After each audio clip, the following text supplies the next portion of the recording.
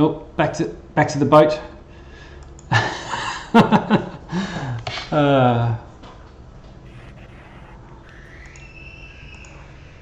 All right, music.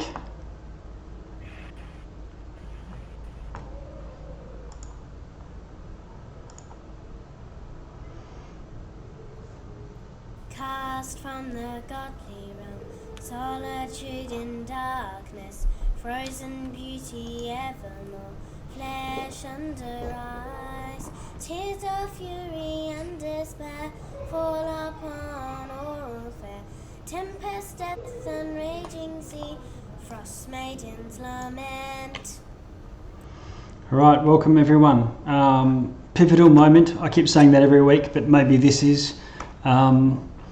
You've just had a epic session last week, pretty much spending the whole time in battle with the Frost Maiden herself and her, what did Cletus call it, cronies? Her frost giant, undead frost giants, winter wolves, a whole pack of winter wolves, a whole, I don't know what a plural verb is for snowmen, but you had a whole bunch of snow golems to fight, and Auril herself. She took on, you initially met her in her form of the cold crone, the owl shaped Hulk, defeated her in the end, and when you thought that it was time to start blowing the trumpets, she rose up out of this slush that she had turned into as the brittle maiden, tall woman made of ice. She was snapping pieces off and turning them into living creatures, blasts of icy cold, effectively cones of cold, among other things. And she had a massive morning star made of ice sort of fused to one of her, held in one of her hands. You managed to defeat her just towards at the end of last session, and she crumbled and smashed. However, it looks like the spirit or the essence of her divinity then has manifested into her third form, the Winter's Womb, which you can see on screen, or I can see on screen, I guess you scroll about, and she's hovering in the air over a steep pinnacle of rock, sort of halfway up. It's pretty much halfway up a cliff face. The icicle or diamond just floats in air and is pulsing with a slow heartbeat and glowing. Almost straight away after someone, I forget who did something, but someone did an action. And I think it was Jackus that did the action because he was the one that smashed the Frost Maiden originally. But yeah, she started to emanate. You feel the temperature drop regardless since she's been here and in all of her forms. But this one is the coldest, and so it's not that she emanates cold. She sucks in the life and heat from all around her. And so you can feel yourselves being drained even from this distance, and the pulse that you've seen is increasing that. We should run through everyone's status. Let's go left to right. That would mean you threads, laying, comatose, bleeding out. You're on one death saving throw in D&D terms, but unconscious and close to death on the ground. I think the last time when you just dropped was due to a cone of cold. Jackus, Evelyn is very badly injured. She doesn't need that one next to her. That was from death saving throws before, but I think she's conscious now. Or is she unconscious? No, she would have an X. So I need to get rid of that. Neo, you're looking pretty good, about half, and you've taken a fair bit of damage, but have been ducking out from behind that rocky cover, throwing rays of light and ducking back after your initial... I think you'd been pent up for over 1.5 millennia inside that mythalar, and you've been summoning so much of your key powers that you just blew your load on the first round, and I think it was a fireball or something from memory. Cletus. Oh, Neo, I can hardly hear you. Let's have a look. What have we done? Let me check. Discordia. Neo? Now. Yes, that's better. Now you're in a happy place. Yeah, my audio was turned down to 40%. Oh, okay. Yeah, that was probably from last week. Yeah. Okay, so you're not too bad. About half. Dawn is still at full and fighting a Mephit next to her that is a little injured. Jacus, you're also below half, quite badly injured. Oh, I missed you, Cletus. What have you're currently concentrating on a Big B's grasping hand. Yep. You pounded the brittle maiden, and now the winter's womb has slipped your grasp.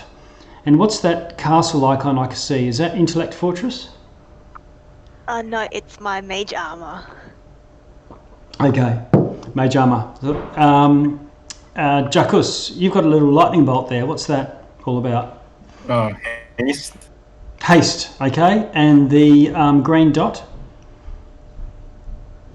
Not sure. They're usually death. Just take it out. Yeah, just take it off. I think that the green and red we're using for death saving throws. Okay, so this leads us on to Ash Louise, and the Brittle Maiden uses one of her most powerful things on you, being the party healer, and sucked you into a icy prison.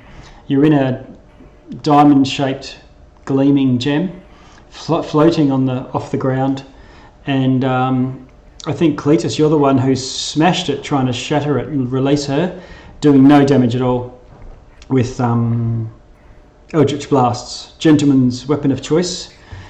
And so you're stuck there, frozen, unable to do anything. I think you've still got your flight going on. And what's that other symbol there? I can see wings and something else. Flight and divine aura, channel divinity. Yeah, is the divine aura is the one that gives people temporary hit points at the end of their turn. So you're emanating light at this point. Sharpie, you're looking chipper, but quite close to the action, but somehow unharmed out of all this. Okay. All right.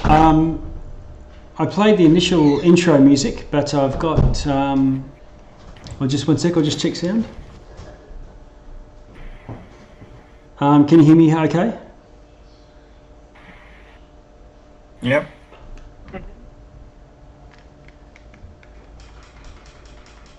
Is it plugged in? It's not plugged in. Oh. What? You can't unplug me. Hey, just one sec, guys. I'm just swapping over plugs. Plug that one in there. Yep. Actually, I might be able to get by with this. Hold on. Can you hear me now? Yeah.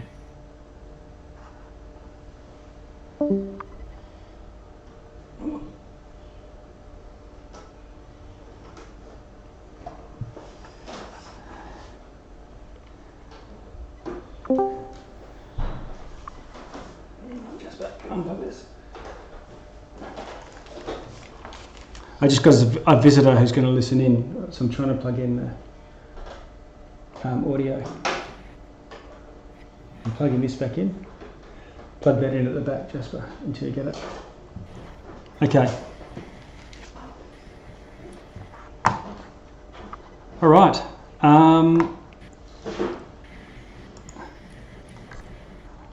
Tina, is that your boat hosing again?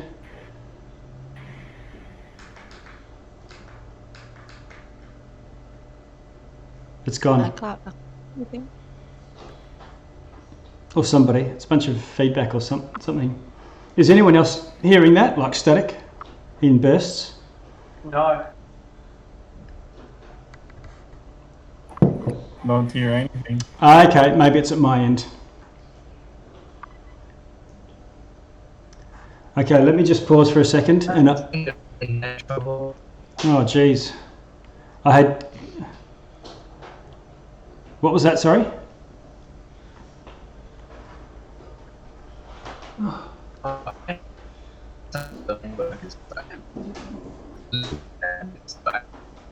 are you doing?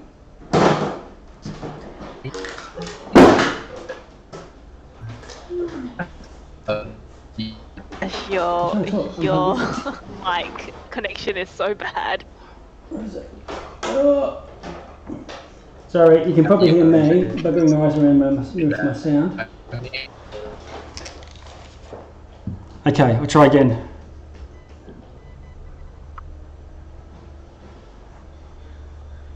Can you hear me now? Yeah, no worries. Okay, all right. Can I just take a pause for a couple of minutes? I need to try and figure this out.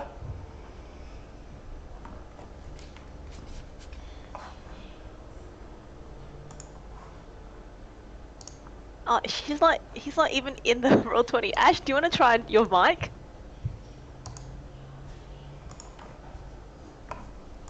Ash?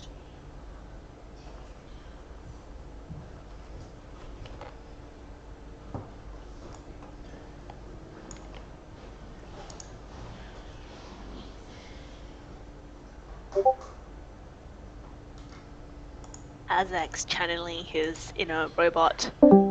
Yeah.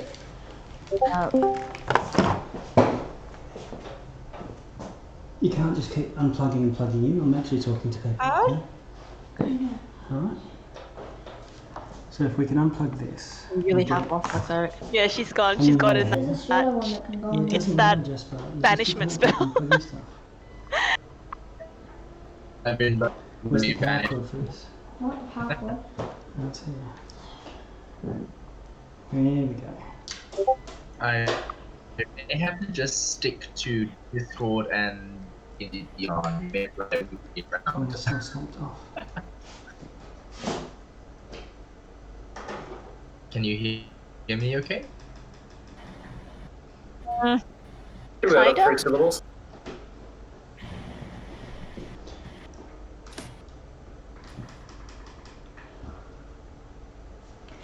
Okay, can you hear me now? Can we just try it? Do a test? Yeah, I can hear you. Did we use that last week?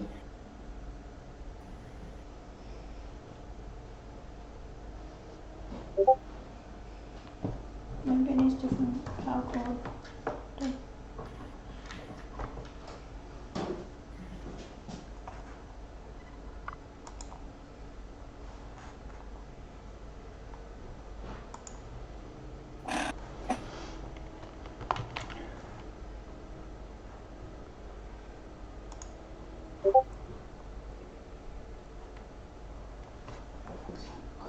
I can't do this, Jasper. Yeah. I can't do this. I'm gonna have to. I've got 6 people waiting for me. It's fine. Hello, hello, watermelon, watermelon, watermelon. We had it at one That's good. stage. Oh, good.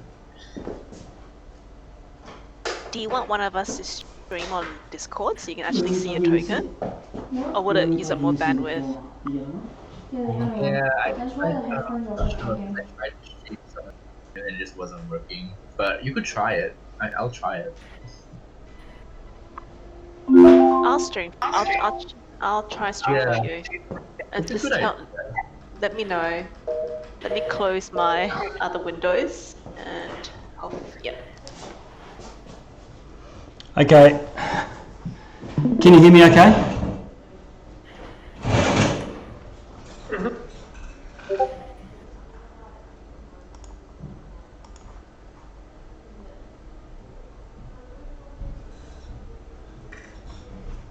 Ooh. This is working well. Can you hear me now? Yeah. Okay. I couldn't tell if I could hear, if we could hear everyone. Jasper, can you unplug this one and plug it in here? Mine will work. Okay, all right, we'll try it. We'll see how we go. All right, sorry about that. I was trying to get a speaker working rather than using my headphones. Right. Okay, so that so that's now everyone where we're currently at. I will also, if I pan back a little, you can see Cletus, your tentacle of the deep is way over here, near behind a rock. So some people might not even be able to see it. And Eugene is also way over next to the tentacle, pretty much, not too far away from each other, but a fair way from all the action. Cletus, it's about to be your go, but before we do, I've got one last. I'll do an intro before we jump straight into the action.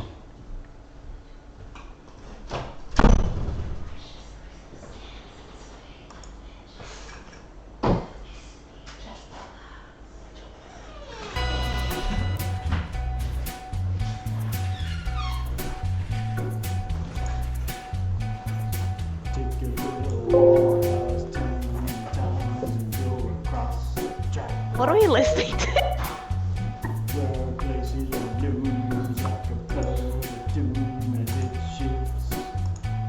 Jazzy. Where hunger lies, burning empty eyes, howling hunger, hey man, you know you're never coming back. Past the race, past the spawn, past the slavery, no photo at your back. On a gathering storm comes an orc, half a man, frosted black plate with a red right hand.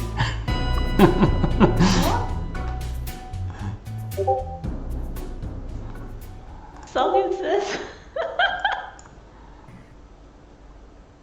All right. I hope you all got that. I was a bit late getting the lyrics up because I can't really understand myself when I try to channel my inner Nick Cave. Wow, incredible. All right. Ash, I'm not sure if we're still in that if you're still in the audio or having audio problems, but we'll just kick on and see how we go. Cletus. Oh yeah, I'm here. Oh, good.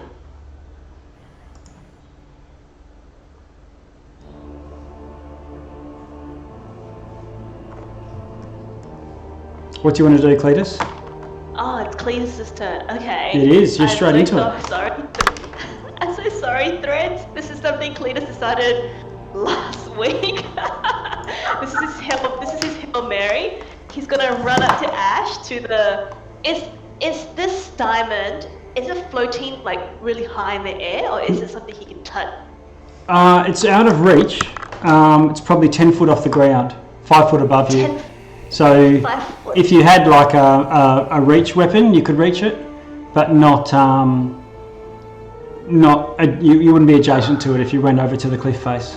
It's okay. He doesn't actually have to run there. This is his Hail Mary. This is his last slot. He's praying to the gods. He's gonna cast a spell magic on it. Oh, okay. All right. Can you roll? What level spell are you going to use to cast it? It's 5th level. Oh, 5th level. Okay. Can you roll a d20, please? Oh, okay. Oh, come to Cletus.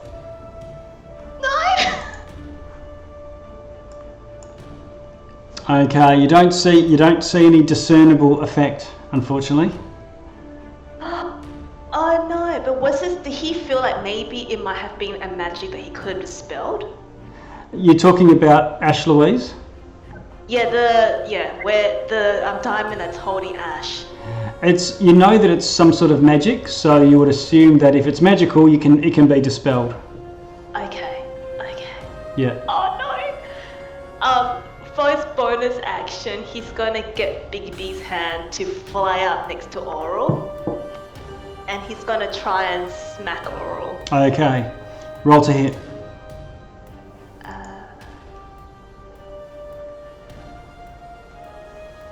A natural 1, a 12. Oh. Okay. All right. Well, that's going to miss. Yep. And that's his turn. He is going to just move away a little bit more. I think you should re-roll that one. Can I? Yes. 26. Okay. Does that hit? 26 hits. Great. 24 damage. To Okay. Auril. You see all these cracks appear. Just hairline fractures at this stage, but cracks appear in the diamond. Okay. And he's just moving here. Okay. Someone get threads! Okay. The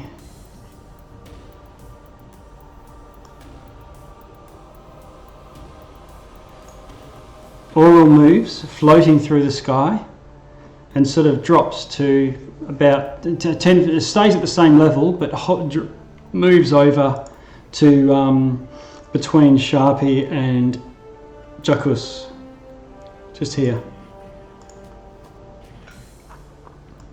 On the ground or still up? Still hovering.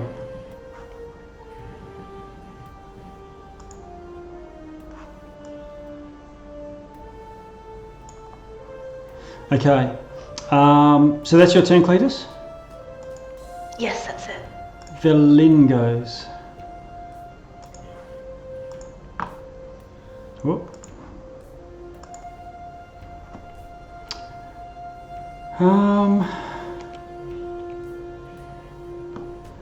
Okay, she moves behind the rock with her back to it. Gets out her magic wand and points it at this ice mephit. And she casts a spell. Looks like some sort of ray. Okay. And the mephit explodes in a ball of icy shards. Dawn's not close enough to take any damage, but you think that if you're close enough when these things die, you do take damage from it. And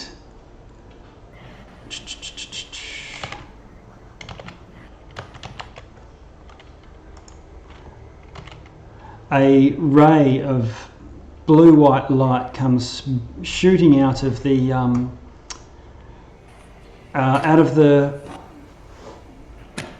diamond and shoots at you, Jacus. Okay. Hitting armor class 32. Yeah, that's it.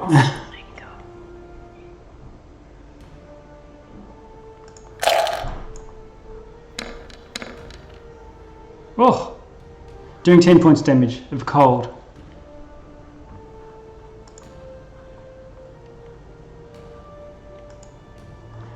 Ash Louise. Let's have a look here.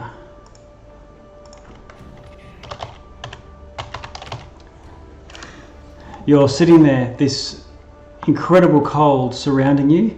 You're conscious, and you can actually remain concentrating. So you can feel Sharpie in your mind if you've got a connection. I can't remember, but you're frozen in place and you can't take any actions, reactions, and so on. And you feel an incredible cold coming over you.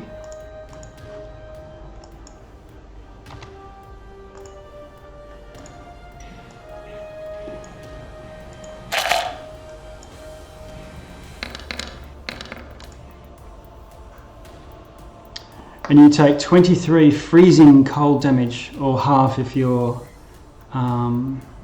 resistant to it, which would be 11. Doesn't know.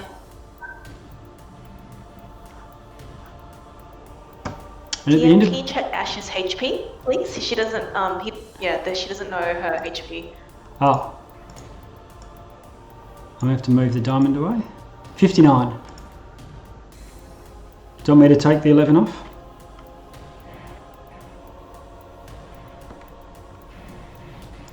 Are you resistant to cold? Think while she's holding this axe. Oh, nice. And Okay, so I've adjusted it down to 48. And Ash Louise, I'm waiting on a saving throw from you, Ash.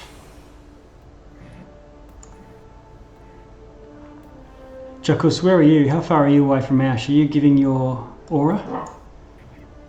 I don't think it will reach her. Okay, No, she's 15 feet. okay.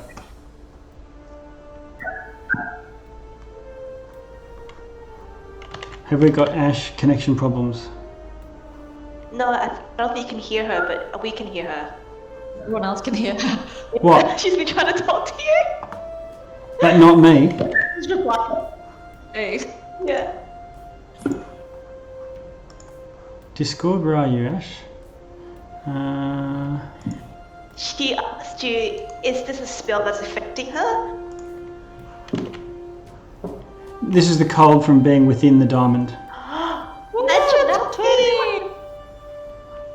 Oh, what was that? Your 20? What was that? Does What? The What? stave. It's not showing. I can't see it yet. Because she's not. If you look on the. Because it's not sending to the virtual tabletop. But if you look in D&D Beyond, you can see the custom dice roll. Oh, because she's not in roll check 20. Yeah. Yeah, okay. All right, that's fine. So what was it? Nat 20. Natural 20. That's crazy talk. on the Okay. save. She wrote a 20 and a 19. Okay, so just like the method exploding and the brittle maiden exploding, this diamond shatters with Ash within it. She appears full and in good health, but looking a little bit frostbitten and standing on the ground. And Ash, that saving throw to get released is the end of your turn.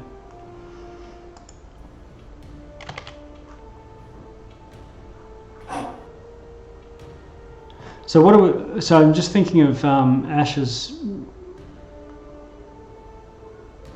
voice. I don't know what's going on there. Yeah, she just asked you if you could hear her. No. And I don't have you muted or anything. Don't know why everyone else can hear her. Yeah, that is weird. Discord doesn't normally do that. Hello, hello. Yep, got you now. Weird. It's a three. Just a bug, a Discord bug. Okay, so Ash, you're out. You're free. But that was your turn to do that. You spent all of your time busting out. So the name be praised. Yes. So, the Frost Maiden goes, and she, with the shattering of the ice and release of Ash Louise, the heartbeat flashes angrily. So much so that you feel the cold emanating from it, and the wind starts to pick up. It starts to howl and rage in a circle around her.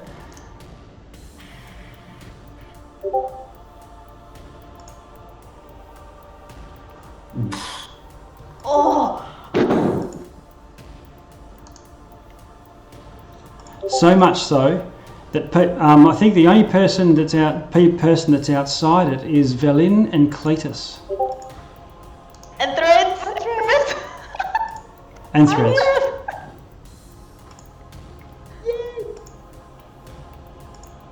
Everyone else. So you can't now see within this. Is blinded by an incredible blizzard. Jacus, Ash, Sharpie, and Neo all lose your visibility. I'm going to get rid of the method. Cletus. Yes. You're the only one that can see this. I can. Okay. Can you see? You can see the screen, right? I can, but I'm not meant to be able to see Auril from here. I'm behind a cliff face. What you see is two beams of light coming from the west, like torch lights. Okay. Cold light walkers. That. Yep. Okay.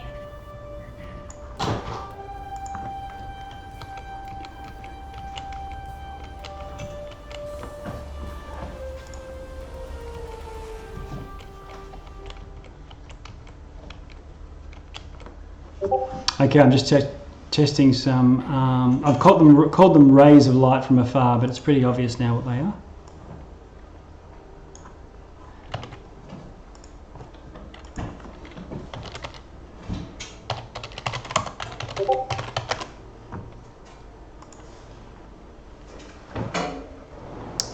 And you see them open up and look in Velin's direction. Let's try and finally gonna die this session.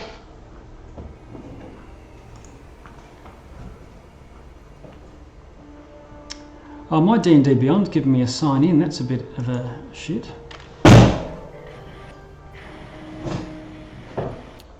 Yeah, D&D Beyond. D&D Beyond just updated, so. Oh, you swine. Sign in.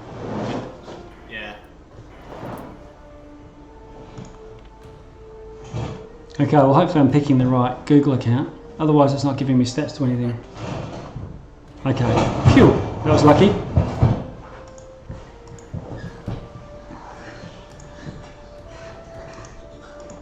Okay, sorry, bear with me while I just open this up. Cold Light Walker. Okay. So, one of them shoots a cold ray at Velin.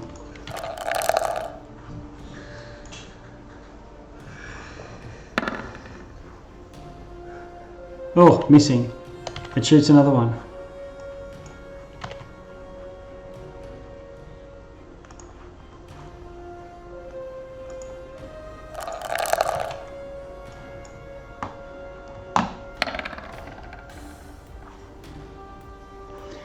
Hitting. Doing.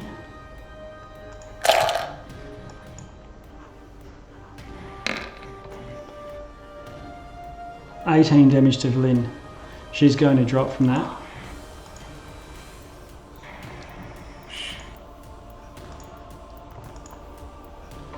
From the first ray.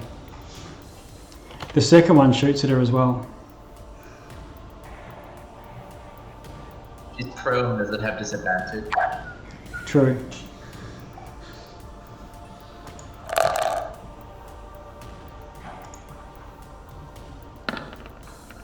Okay, I better roll 2 of those and take the lesser. A 20 and a 13, so one of them misses. And the second ray, a 7 and a 10, so both of those miss because she dropped. Probably for the better. Okay, but she's down on the ground. Neo. You're standing there I'm currently in a blizzard. You are in a blizzard. I'm going to move. I'm going to move out of it. Okay. Which way? I just moved myself out of it. Okay. You luckily moved in the right direction.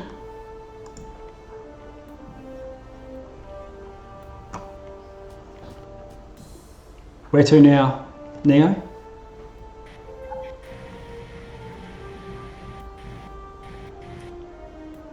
I'm going to move up a couple more spaces.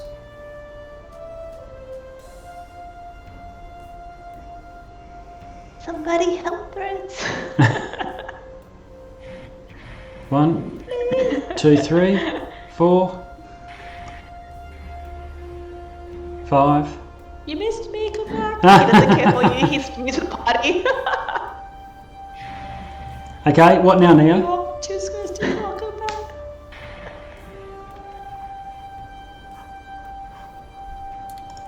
I was going to move one more over. I just had to measure something. Okay.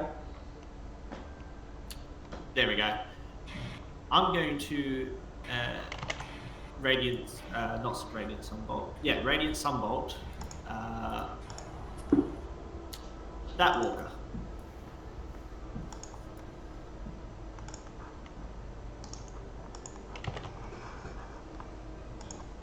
Radiant Sunbolt. So roll to hit. 10. It misses. Yeah, roll to hit. 10 to hit.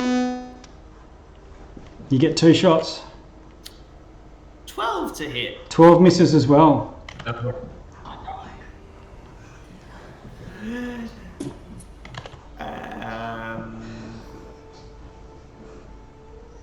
I'm going to spend my last key point Yep. on a patient defense, Okay. so I can take the dodge action. All right. So you're looking dodgy.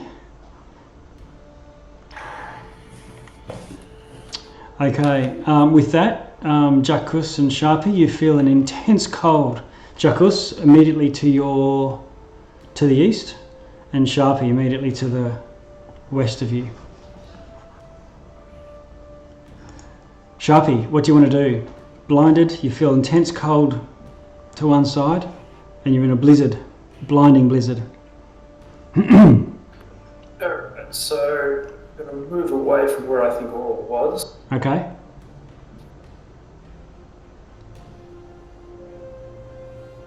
Three. 4. Okay, so after moving 20 feet, you move out of the blizzard.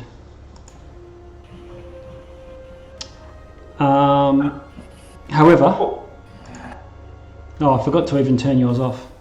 Did I? Yeah, I forgot to turn your vision off.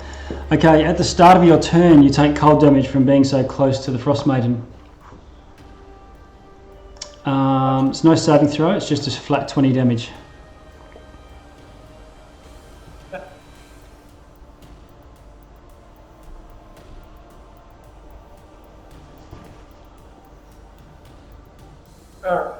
No, actually, I can't see into the blizzard, so I can't No. see where the Frost Maiden was. No, you can. I know you can see it just because I can't do that with Roll20, but no, you can't tell where anyone is within it. You'll have to just role play that. Cool, no worries. So basically what Shark wants to do is hide behind the blizzard and throw a bolt at one or throw a psychic knife at one. Throw the psychic knife where? This walker here. Oh, the walker. Yeah, go for it. Okay, roll to hit. Do you want to stealth roll?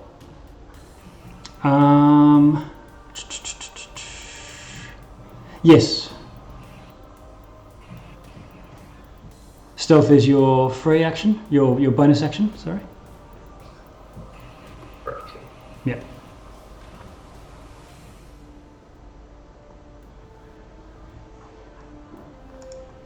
Okay, so it hasn't noticed you, so you can now fling a dagger.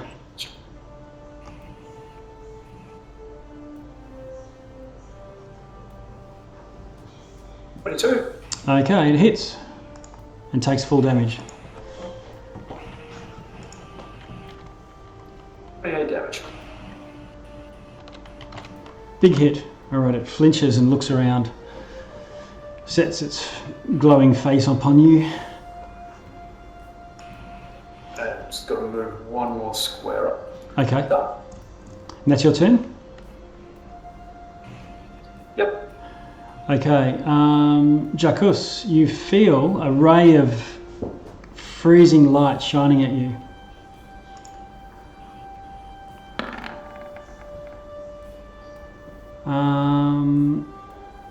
Hitting armor class 20. Yeah.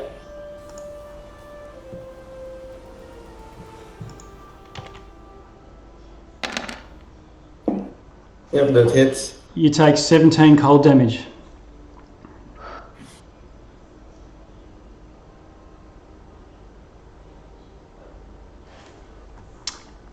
Sharpie, that's your turn. That was a legendary action. Threads, you're in death save number 2 territory. Yes, I am. Don't roll a 1. Don't say it, because I have rolled a 1 on my death saves. Roll a Tuesday 20. morning, so That don't. 20. Oh. 12. All right. You hear this cough and a splutter over from the sides as Threads' eyes flutter just for a moment before she collapses back down.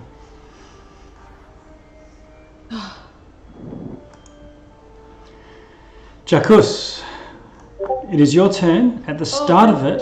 Can Dawn Oh yeah, Dawn. do something? Yep. Oh, sorry.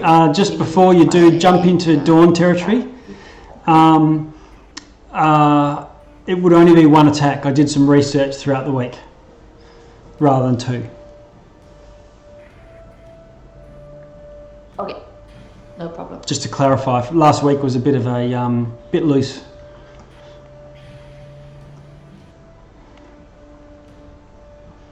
But away you go. Roll to hit. 12 is a miss. Oh, that's from.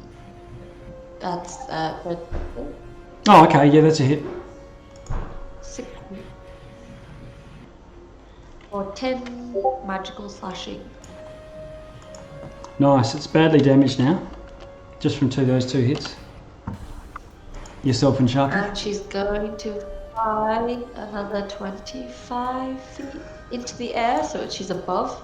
Okay. Instead of in front of it. Okay.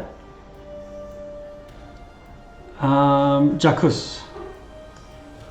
Are we up to you? I don't Being think I can move. being so close to this to Auril, when she's emanating her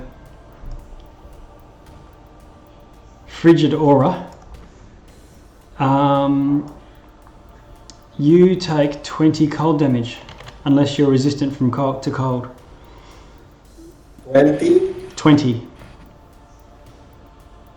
Okay.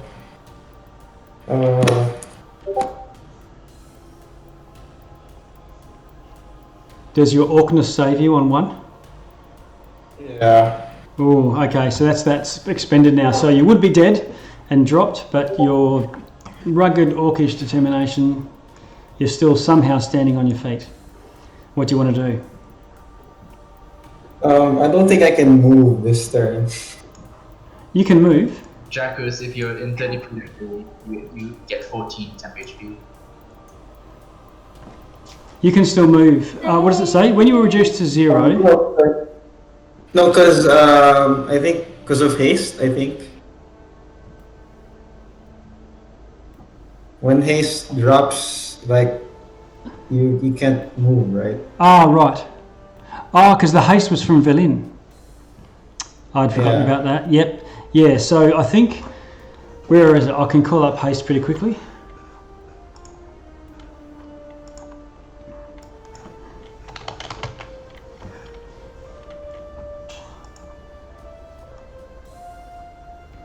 Loading, loading, loading. Okay. When the spell ends, the target can't move or take actions until after its next turn, as a wave of lethargy sweeps over it. So yes, you're right. Can't move, can't take actions either. Yeah, so In that case, we're on to you, Cletus. Oh no, why again? Freaking Neo, he just saw Neo run past Threads and he has no choice now to go to Threads. He's gonna run to Threads Okay. and he's gonna use his healer's kit to stabilize her. Threads, don't die! That's his action, and as his bonus action, he wants to try and grapple Auril. Would he be able to see? Okay, let me just see. Yeah, okay. So, from where you are? No, you can't see. You can't see into the blizzard. I can't see into the blizzard even with my robe of eyes. Ethereal, and it's not invisible. Because the thing is, it's an obstruction from the weather. It's like fog. Okay. Oh no, if that's the case, he You can't can't- really do much. You can't even see your hand for that matter. Oh no! He'll get his hand to move out because at least he knows. Yeah, that you could do much. that. He's gonna move the hand here, and it's gonna take an interposing stance. Ah, So it's interposing itself between Neo and the walker. okay.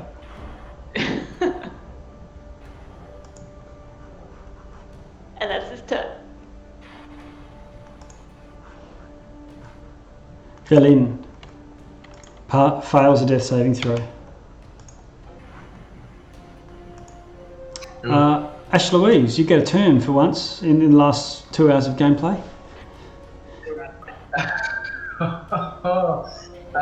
She still has fright. Can she get above the blizzard and see anything down there, or she can only see the people who are outside the blizzard, right? You can't even see. You can't see anything right now. So you have to choose which way you want to move if you think that moving is going to help. Can I feel Auril's cold nearby? You can feel Auril's cold to the south of you. I will fly up 30 feet, trying to get out of the blizzard at least. Okay, you go up 30 feet. And let's have a look. You can see, yes, you can now see Auril. Okay, I can see her, but not my ally. No, you can't see her. You can't see into the blizzard. You're outside of it. Okay. Well, in that case, she will do the only thing that she probably can do right now, which is pray. Okay. Ahem. She will.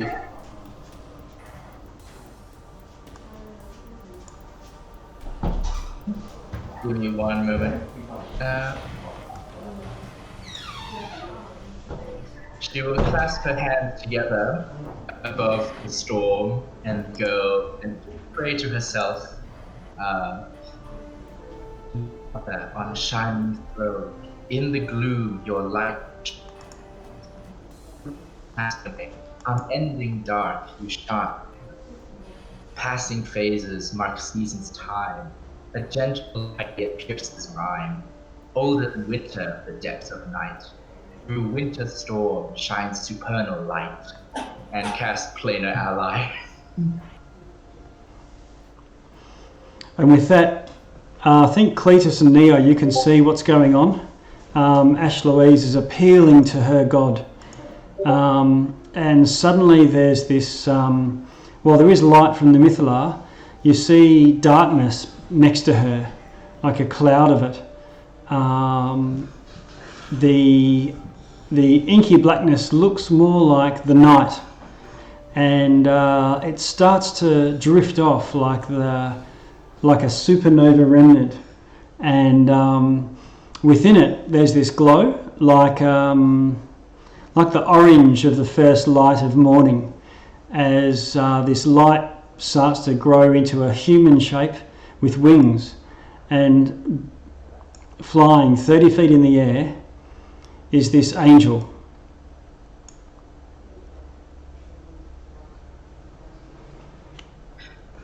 And Friend.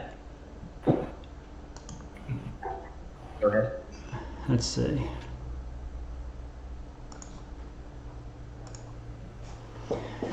And it looks to you knowingly, kindly, Ash Louise. It's a human shaped, dark feathery wings, almost with black skin, sort of like a dusky blue-grey, but the eyes and both fists glow with the same soft light of a dawn. And it nods to you as in a acknowledgement of recognition, and it flies over here, looking down and casting its eyes all around. Let's see. Let's do just a bit of a distance check here.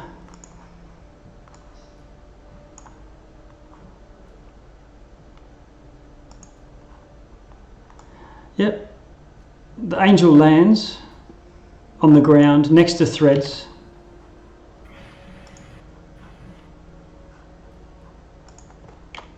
And puts a hand on her shoulder. And as he does,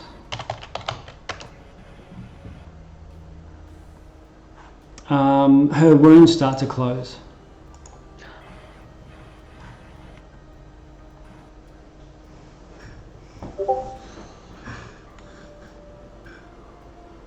And you feel feel Threads. You come to consciousness, and you feel all the tensions of your trials that you've been going through over this time.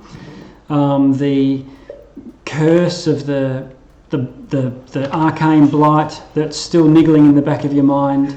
The unease from all these horrible spawn night creatures in the teasing at taking away your sanity. That all goes away now. Your eyes open up, and on top of all that, you are healed of 25 hit points and come back to consciousness.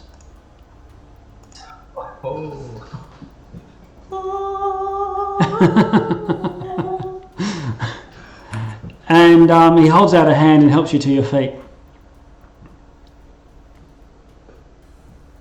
Oh, I'm so ready.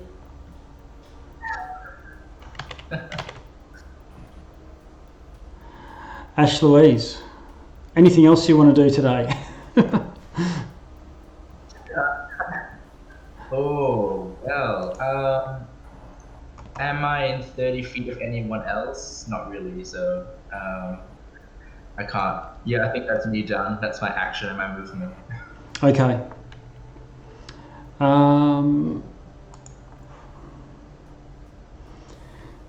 Okay, a ray of cold comes shooting out of the blizzard and strikes you, Ash Louise, hitting armor class 30. Oh, sure. Yeah, that'll hit. Is it a spell? It's not. Oh, okay, so never mind. It's a roll to hit in any fine. case, so magic resistance is not going to matter. But it's only doing 11 damage and it's cold, and I think you are resistant, taking 5. Yes. Okay. That's your turn done?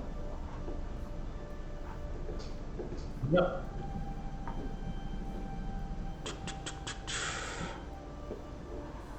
Right.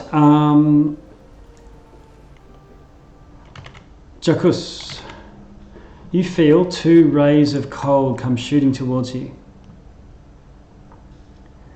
One of them is a natural 20. Oh my god. No. Doing 32 damage. Yep, I'm down. God.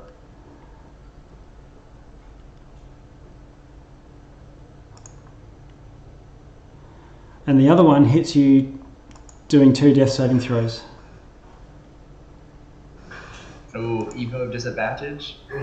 Yeah, I rolled a 10 and a 15, so that's a 23 and a 28. Oh.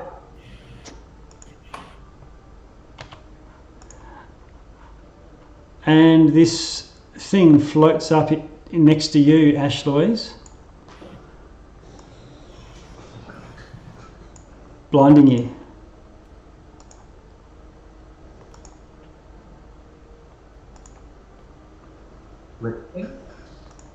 You're now the whole blizzard sort of followed you up into the sky. Oh no. Okay, cold light water. Alrighty. What's Dawn's armor class? That is a good question. It is 15. 15. Dawn gets hit once by a cold light walker. The ray of cold doing. She is above it. Does it look up to? Oh, it can still see her. Does 20 damage.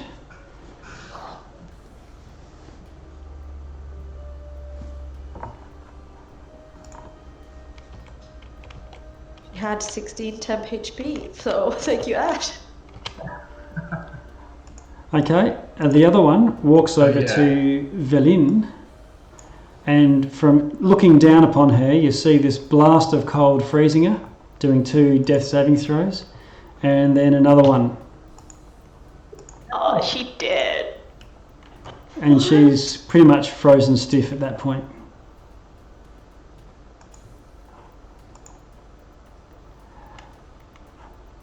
Who witnessed that? Threads. Okay. And Cletus and Neo. Yeah, you can all see it. Neo, what do you want to do? Oh, hang on. There's 2 cold light walkers over there too. I was going to say you missed 2. But... Yeah. It's just too much going on. Okay, cold light walkers. The ray. Okay, 2 of them shoot at you, Neo. You've got patient defense, so one of them strikes. Disadvantage. What's your arm class? 17.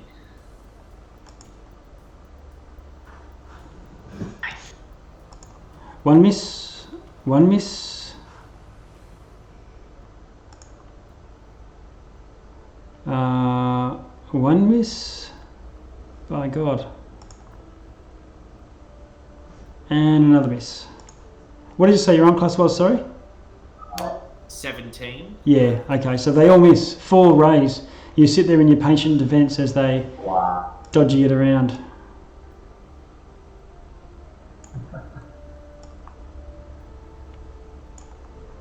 And they move. Okay. Did it move through the hand, or did it go around the hand? It walked around the hand. What does it interpose move sideways or?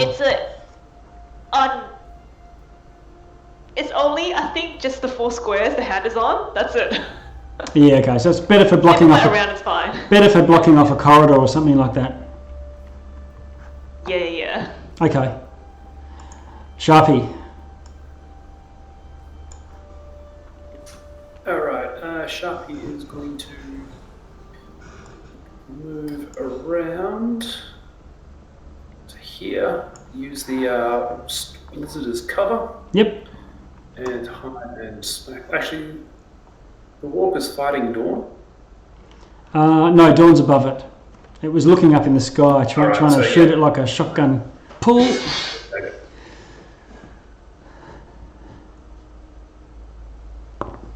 Okay. For stealth. It hasn't spotted you. Right, dagger.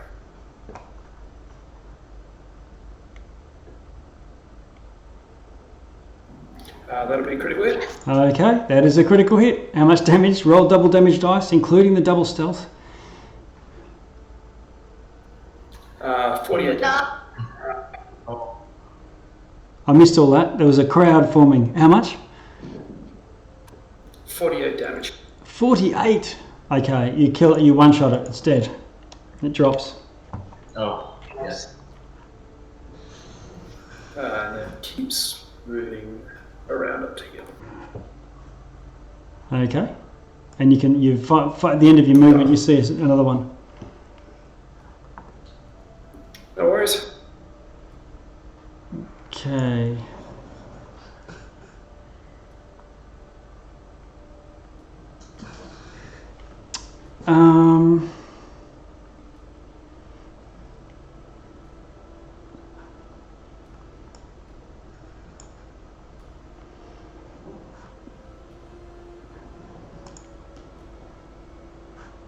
A ray of oh no! You hear a flash of cold, or see a flash of cold, and otherwise no one can see what's going on inside that blizzard. Ash, you don't feel anything.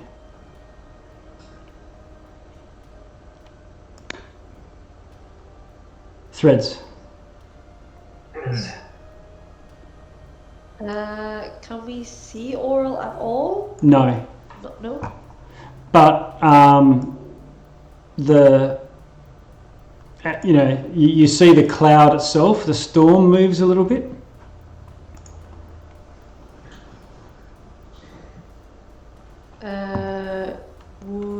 Would I know if there's a possibility that I could see her if I was above the cloud? No, it looks like rather than a wall. It looks like you're just looking at a cold front that's come in, like a storm. So whether it's above or down, you do get an idea that she's probably in the dead center because it's moving around erratically like the diamond was. Okay, I want to help Jackus, but I didn't see him go down right because I can't see the blizzard. So I'm going to drink my superior healing potion. Okay. Is Jackus dead? Sorry, I would use it. He's yeah. Oh. 8d4 plus 8.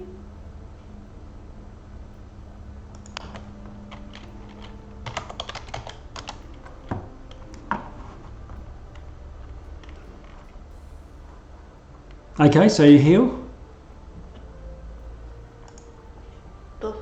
Yes, and I'm gonna use my bonus action to turn invisible. Okay. Find yourself in invisibility so we remember. I'm sure you probably will. Okay, and I'm gonna, let's go with this one. And I'm gonna move to here, and that's my turn. Yeah, that's my turn. Okay. Cletus. Oh no, so he sees Jackus on the ground dead? You can't see anything. You can see a blizzard. But aren't they in the air? No, So well, wouldn't the ground be showing? no, the ground's still covered in blizzard. How far up in the air are they? She's about 20 foot. The 20 icicle. foot. Yeah. Okay, so he's got an idea that Aura might be in the middle because it's moving. The blizzard's actually moving. Yes.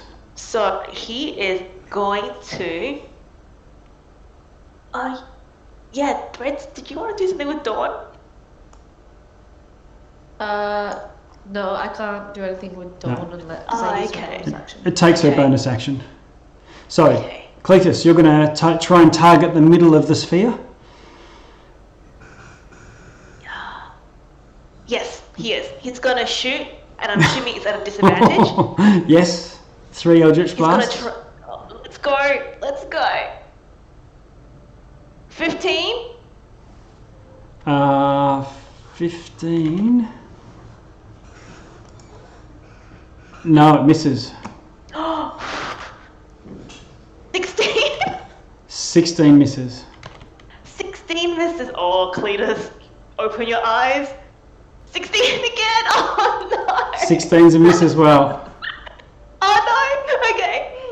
Oh, He's so no. worried. He's gonna be yelling out. Oh, Ash, are you still alive? and he's going to use his bonus action to get the hand to come and smack the cold light walker next to him. All right, good idea. Bit of fisticuffs. It's 20 to hit. Hits. Okay, great. It takes 24 force damage. Oh, that's a good roll. Okay. And he is going to... he'll look at the angel of the night and he'll be like, do something. Don't be just a handsome face. And he's gonna... he's gonna... Not like... Because, like, he tried to help Threads, and then the angel, like, one-ups him, so he's feeling a little bit hurt. And that's his turn done? Done? Yep. Velin.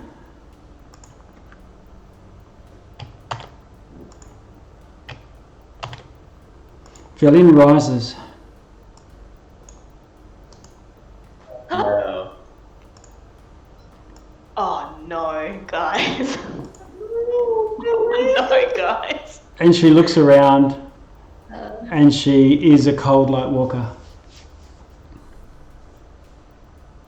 Oh dear. But that's her turn. Ash. You start your turn Can I... and Am I take... now engulfed in the blizzard? You're engulfed in the blizzard. You cannot see. You can hear. You can feel intense cold directly below you. So much so that you take 10 points of cold damage. Is that after resistance? That's after resistance, yeah.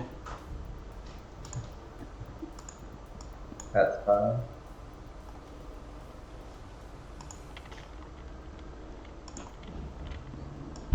Could you mark which one is Velin, please? Oh, we'll mark Velin the walker.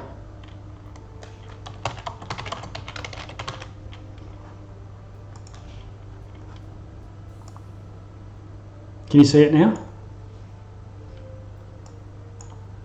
Thank you. Yeah, that's fine. Open them up across there. All right, so Velin, that's Velin standing up there. Ash Louise, I missed your action there. Do I know if there's anyone below? You can roll a intelligence check. Okay.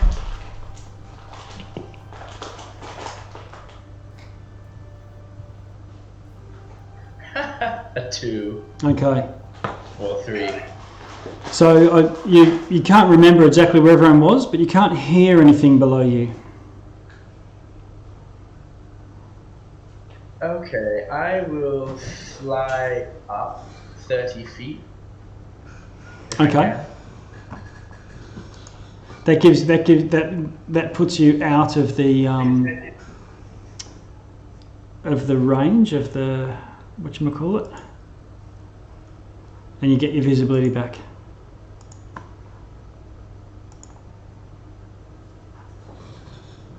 You get what back? Oh, visibility. Okay. I will call out to the angel to help my friends if he can, and I will throw a necklace fireball down into the center of the floor. Oh, okay. Let's see, fireball. I want it to explode like 10 feet off the ground, but like, between me and her, basically, if there's any way to do that. Okay. Or if it just has to hit, like, if it just explodes, it hits, then fair enough. Okay, roll your damage.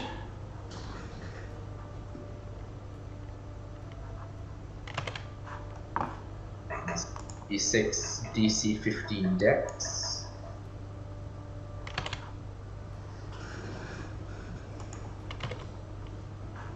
28 fire damage.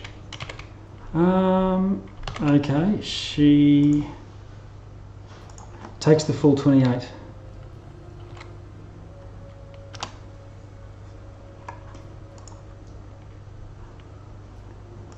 Oh, nice. And I'm like, I've flown up, and I'm like just taunting her and go, I know a goddess too, you know. Trying to get her to come after me. Okay, the angel flies over to this walker, and Jacques, do you want to do the actions for the angel, the 2 attacks?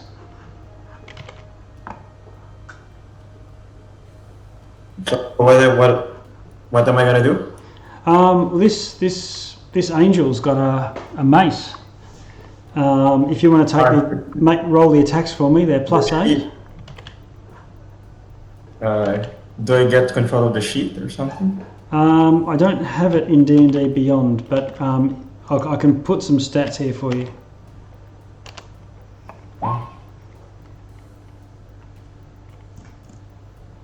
Okay. Oh no. Okay, off to a good start. Natural 1. We'll call that a rangefinder. You get a second attack.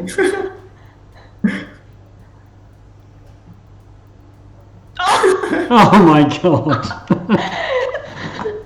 Well, at least you're not stealing at least you're not stealing the party's thunder, Mr. NPC. Okay. All right. 1 to 3. Well, those are +8, so the 3 turns out to 11, but that's still going to miss.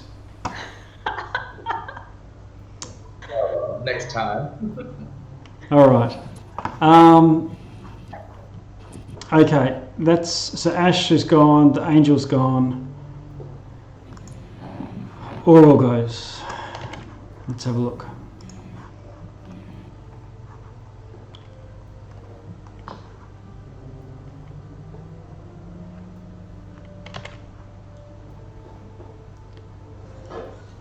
Okay, so you're high above her, Ash.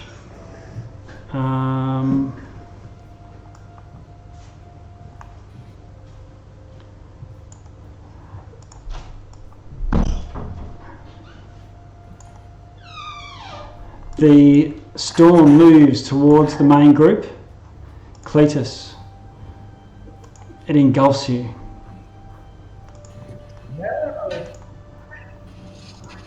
And me, I think, Threads. Oh, where's Threads? Oh, down the bottom there, yes.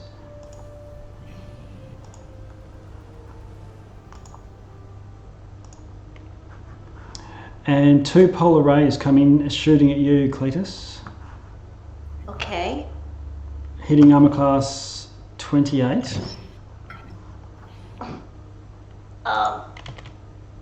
Cletus is going to use his reaction and turn to ice. Ooh, okay. Wow. You see, no one sees this, and no one's seen it before. He's used it before once, but he's turned to a block of ice right now. Okay. So you are completely encased in ice. You get like a 200 temporary hit points or something ridiculous. Do you take that initial damage, or are they deducted from your first lot? So whatever damage I take now is deducted from my temporary hit Okay, HP. so you would take 20... So 32 comes off your temporary hit points. Okay. Now, does this ice have resistance to ice like Cletus has? How does this work? Yeah, it counts as you being you. So do I only take 16 or? What are we talking about here? Cletus's cold damage resistance. This is applied to his Tomb of Levistus item.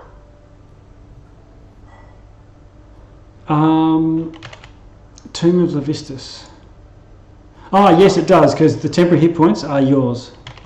Okay, great. So he takes 16 damage. Yeah. Yeah. Well, it might seem like you're covered in a structure and someone's actually damaging a construct. It's actually you that they're damaging, but you just got very thick skin. Okay. Okay, well, Auril's not happy about that. Ice versus ice. The walkers go. Where's Dawn? There you are. One of them shoots at Dawn. Oh. Why are you targeting her? Hitting, definitely. and doing 34 cold damage. Okay. Do you drop? Nope, still up. Oh! Second attack. Hitting arm class 14? No, it's a miss. Okay. Neo, one strikes you. Now, what's going on with you? We said you missed your last turn. You didn't say anything. Yep. Yeah. Well, I was about to, and then you jumped in straight to Sharpie. Oh, I'm a terrible DM, and I apologise. But I'm still going to shoot you with a ray of cold. But I'm going to assume you are still defensive stancing. Yeah, I was going to say, since we missed the turn, would you rule that as me still being in patient defense? Definitely. And both of the rays missed as a result of that. And this this walker fighting the angel, they're involved in like a nerf slap fight. They're all missing each other. All right. Cletus, you're covered in armour. I don't like that. Ash Louise, you're not really that good of a target either. Maybe Aura wants to hit Cletus some more and see like how fragile Cletus might be. I don't think so. Ash Louise, a ray comes and hits you, armour class 31. She's going to get legendary actions off the walker. Sorry? Oh, legendary actions? No, you're right. Neo, it's your turn. Forget everything I said, Ash. Seeing this Cold Light Walker engaging with the angel, I'm going to leave that alone. Okay. And I'm going to charge up to this walker up the top here. Okay. And quite literally pound on it with my fists. Okay. Go for it. Roll to hit.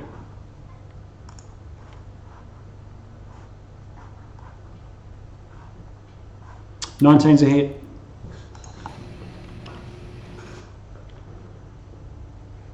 Oh, did Auril have to roll concentration checks for the blizzard when she took fireball damage? Do we know that? Let me check. There is something about concentration.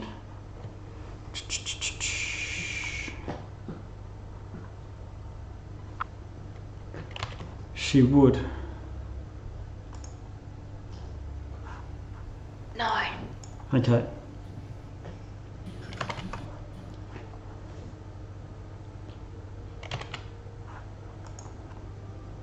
Boom. The blizzard drops. You can see Jacus completely snap frozen, but Auril is hovering over him. Now, Ash, that means I'm going to have to give you your sight back, right? Oh, you've got it, because you were out. It's Cletus. It's not in a happy place. Cletus is dead. You can't see shit. Save. There you go. And Oh, thank you. threads the ever invisible. Okay, so the second attack with my fist was a 13 to hit. That's a hit. That's a hit. And I'm going to do a unarmed strike as a bonus action on it as well. Okay. The 13 to hit. That's a hit as well. For a total of 25 damage. All right, you drop him down to about half. Do count as no. You pound him. All right. Sharpie. Could you make him do a constitution say, never mind, I've used up all my key points. That's not going to work. Okay. Sharpie, you can see Auril, you can see Ash, Dawn, and so on. Dropped out of the call.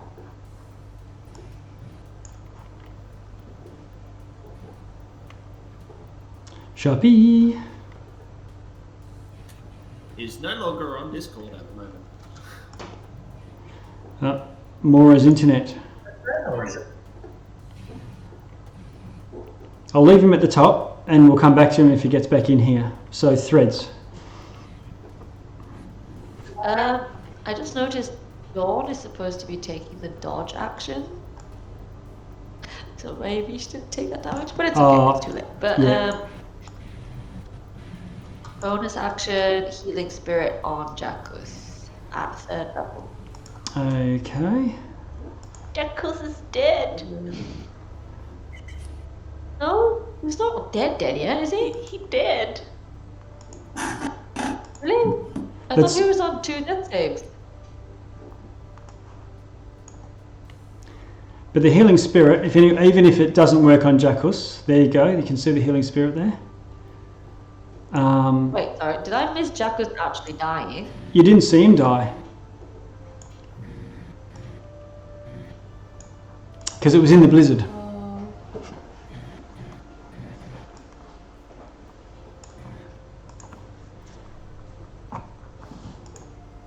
Okay, I guess the cold damage killed him.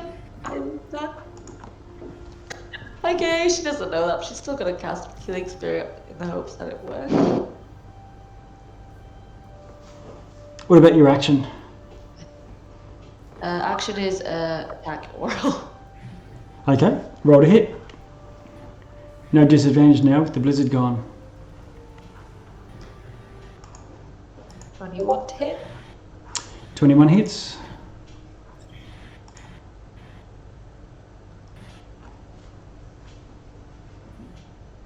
I don't know. Oh no, it did a lot. What 10 happened there? damage. How much? 10. 7 piercing, 3 necrotic. Okay. Second attack.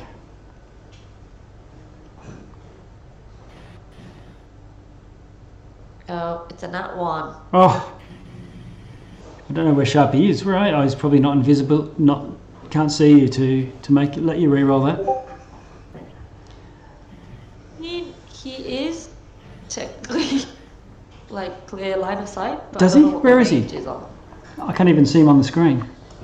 Oh yeah, what's your range, Sharpie? Someone rolled a 1. He's not here. I think his range Oh, is he's- 60 feet. He's typing it in.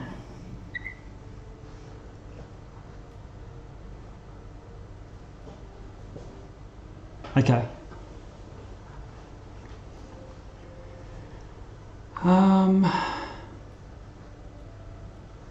Jackus, do you want to have a crack at this? Oh no, you're going on Ash Louise's turn. I'm going to move you down so that we don't forget you.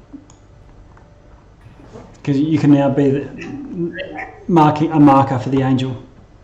Yeah, 30 feet. Okay. All right, Sharpie. I'm not seeing you, but he'll be back in a sec. So Threads, you've just gone. So Cletus. Did Yeah. Ash miss a turn last time? Fireball last round. Yeah, fireball happened. Ah, Are okay. you sure? Oh, okay. Sharpie, Threads, Cletus. Yeah, where you go. Okay, so Cletus is thawing. He can't do anything. He's looking around, and he sees Auril, and that's all he can do.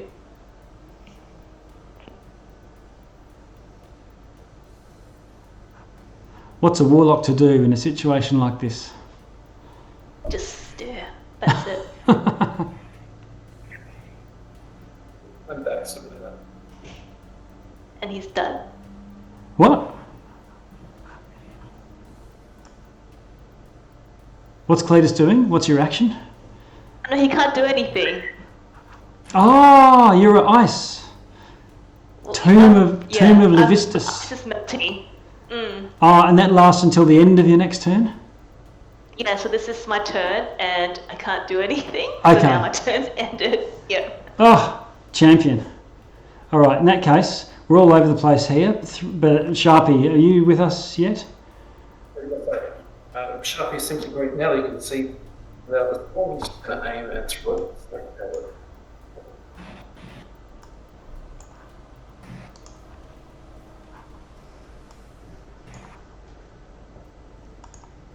I didn't really catch a word of that, but I'm going to aim. aim.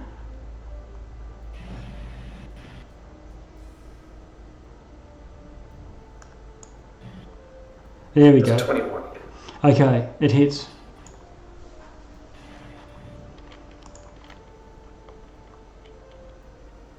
$28 damage. Oh my god. Okay, cracks are all over this diamond, and there's pieces of it starting to drop to the ground.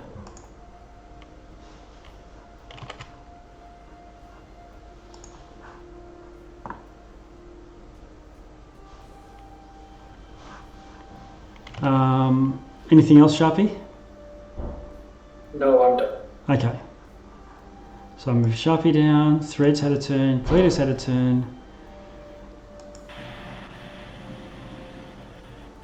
Ash Louise. I will. Who can I see? I fly 30 feet. Can I see everybody?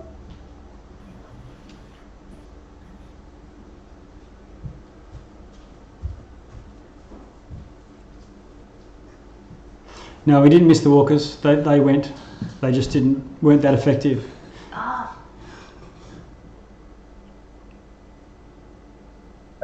Can I see most of the party? Can I fly 30 feet? Yes, you can. Except for Threads. Yeah. I will fireball Auril, and that's not casting a spell, right? Because I'm doing a beam. No, it's a use magic item. So It's an it is casting a spell? It's an action. Okay, yeah. So yes, I'll use my action to throw the bead, and then can I still have a spell as a bonus action? Yes, I you think can. we did that last time. Yep. Oh, brilliant. Okay, I will use my final bead. Okay, so throw your without bead. hitting my ally. Yep.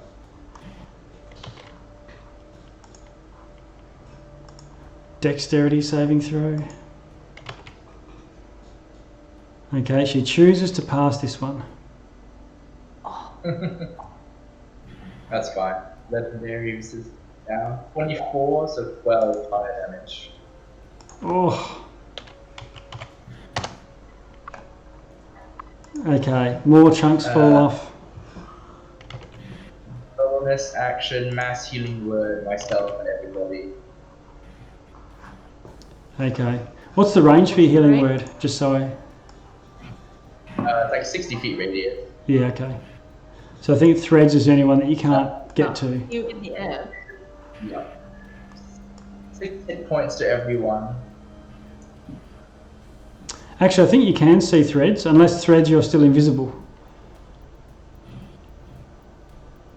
Oh, I'm not invisible now. Okay. Yeah, so you can, but you're probably outside the 60 foot in any case, is my guess. Yeah. So how many hit points? 6 to everybody.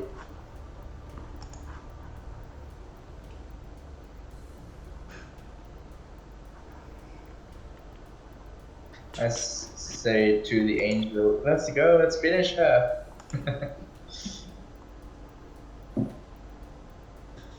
Okay. Jacuz.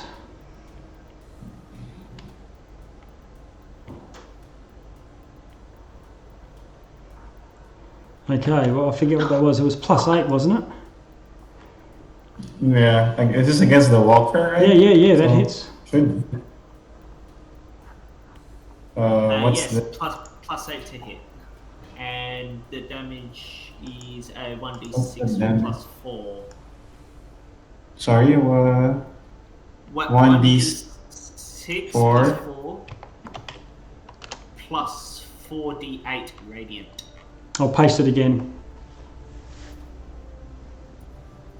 So that's 7 and 22, so that's 29 for the first one. Minus 29, that's with the first mace hit. Have a second attack. And then 9 and a 26, so it's 35. That kills it with 2 hits. Oh, Buff angel.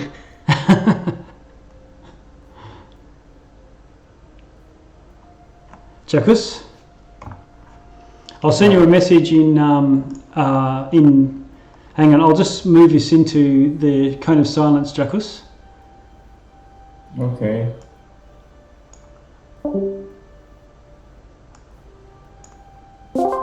All right. So while you are representing Lathander and Selune,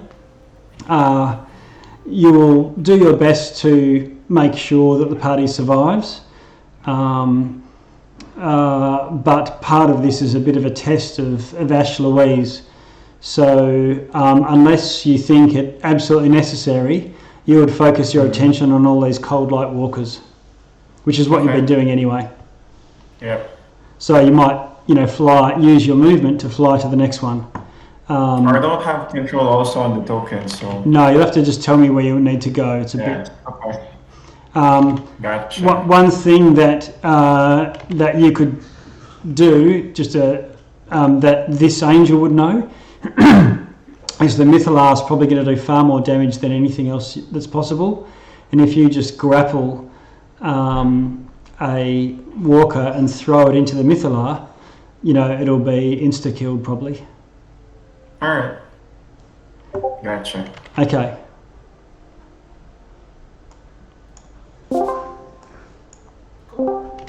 Back. Do you want to do any movement? I'm gonna fly over to the next white walker. Okay.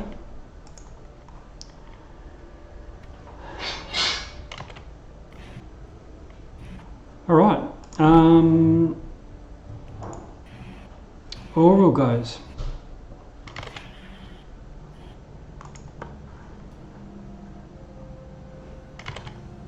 Okay, so all of a sudden another blizzard comes up.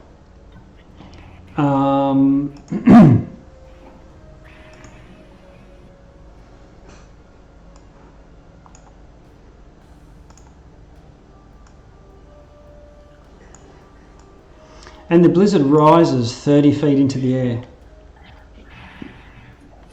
why is it so big this time? Well, everyone can see it. I'm just giving you an idea. I'm just using it so that you can see there's this huge ball of blizzard floating up into the sky. The very bottom of the blizzard is almost touching the ground. Ash, what that'll mean is probably that you're actually in the blizzard towards the edge there somewhere, so you wouldn't be able to see right now.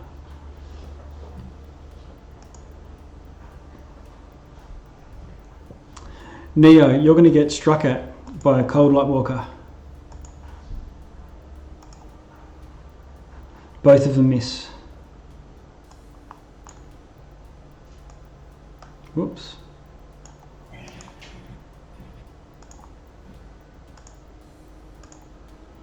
This is painful.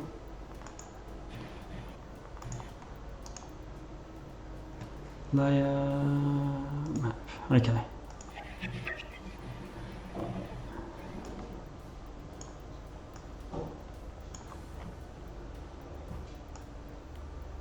Ash Louise, some rays of cold come towards you. Okay. Hitting armor class 10. No. Hitting armor class 7.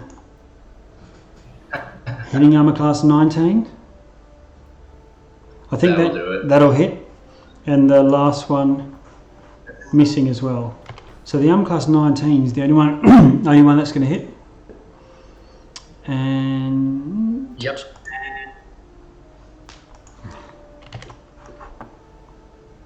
it does 20 cold damage.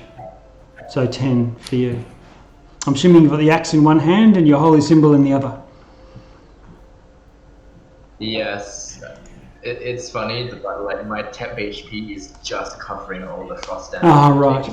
Neo. I'm going to do the same trick I did on this Frostwalker last time. Okay. pummel it. Okay, where you go, right ahead.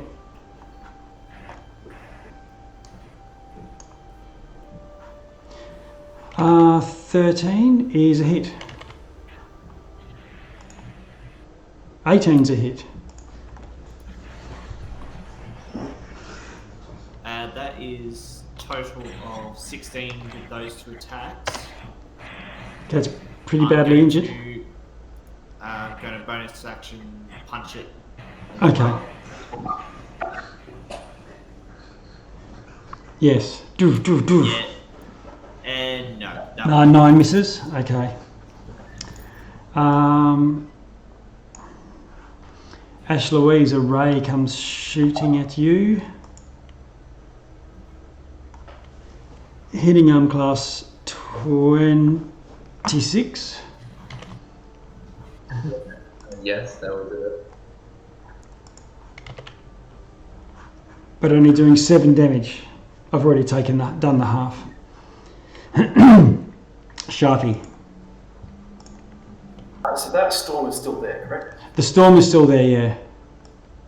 Well, we kind of know what this is, so he's basically just going to lob a fireball into the centre of it. Ooh. Okay. Oh. Okay. Is this from the staff? So yeah, DC 17. Yes. Okay. DC 17. I'm assuming it won't hit anybody else. It's up here. Yep. So you load up this staff like a bazooka on your shoulder, and boom. Let's have a look. Dexterity saving throw. 23 damage. Okay. I mean, I'm resistant to fire. It passes the save. Oh, good. 11 damage. Okay.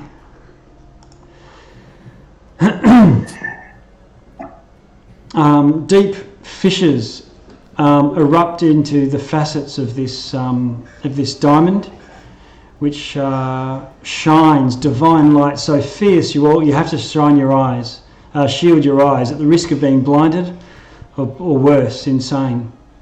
You hear the whisper in your minds that you heard a few times throughout this battle. I am winter.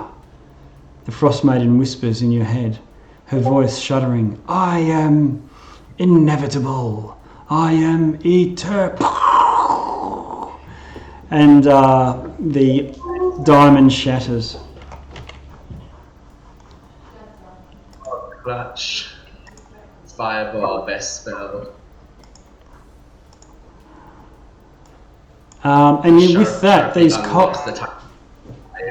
With that, all these cold light walkers just drop to the ground. They're lit too? Yes.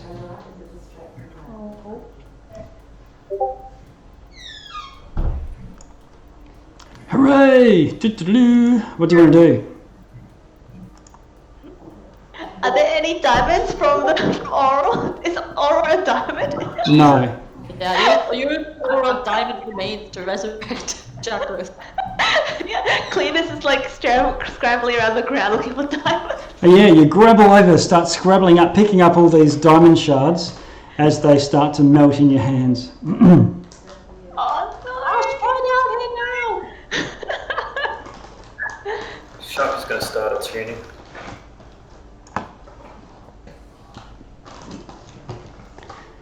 I look to the angel. Can you do anything for Jacques? He comes Cletus down. will freeze the water, like the diamond. Does it stay a diamond if he freezes it? He comes down and kneels at Jacques' feet, at his chest, at his body, and holds his hands over Jacques. Calls out, "Your time is not now." And after quite a few moments, Jacques coughs and his injuries heal. He comes back on 1 hit point. Cool. Thanks. Hail Salune. Here's the crystal. Let me at it. Where is she? Where is she? Yeah. Oh, so Luna came through for 8 hit points from my healing spirit healing. Aww. Good job. Thanks. Just use all my lay on hands Yep. for me also. You can stand there in the healing spirit, I think, a number of times too. Yeah, it's 4d6, so that's Okay. 40.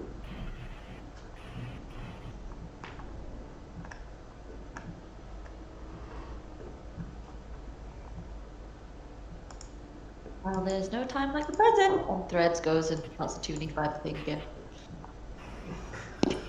Wait, can Cletus heal too from your healing spirit, or is it only Jakuz? Only Jacuz. Do you need healing? No, just in case. I don't know. I can recast it whenever. Nah, don't worry. Cletus will pick up Velen's dead body. Oh, my beautiful Velen. You've helped us so far. No, take her with us. We'll She's finally dead. So that really No, worked we can- well with Elros before Ash.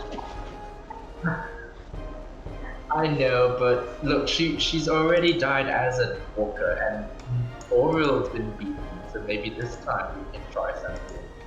But nonetheless, if we have a minute, I can use Aura of Life to try and heal us a little bit. Well, it's going to take at least that long to bind this missile, so we've got time. What do you think? It's just almost 10 o'clock, 9:50. Let's take 5 minutes for a coffee, for a break. We did it! Oh my god. There's all the high fives. Oh, we did it.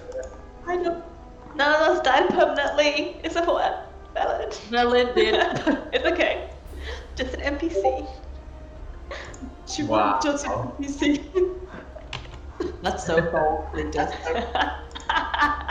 Cletus is hurt. He really liked the old woman. We will try and save her, don't worry. Okay. I mean 50-50 that we can't do anything for her, but if there is something to do for her, like I will be able to. Okay, we'll see you back in 5. Yeah.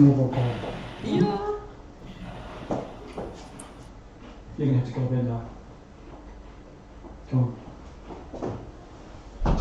You got to see all the action. What? Just because you got to bed now.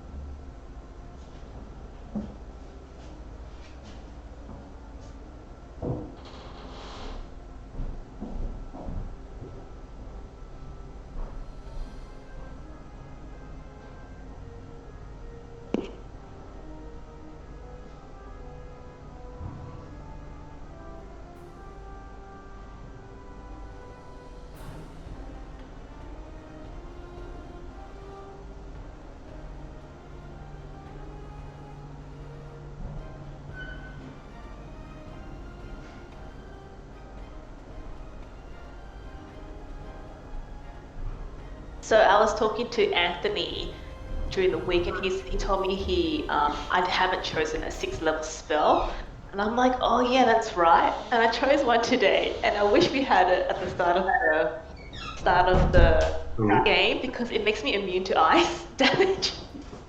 That would be nice. And I'm like, Yeah, great talk about that. Clear's always too late to like cast spells for you guys. It's okay. We did it with teamwork, guys.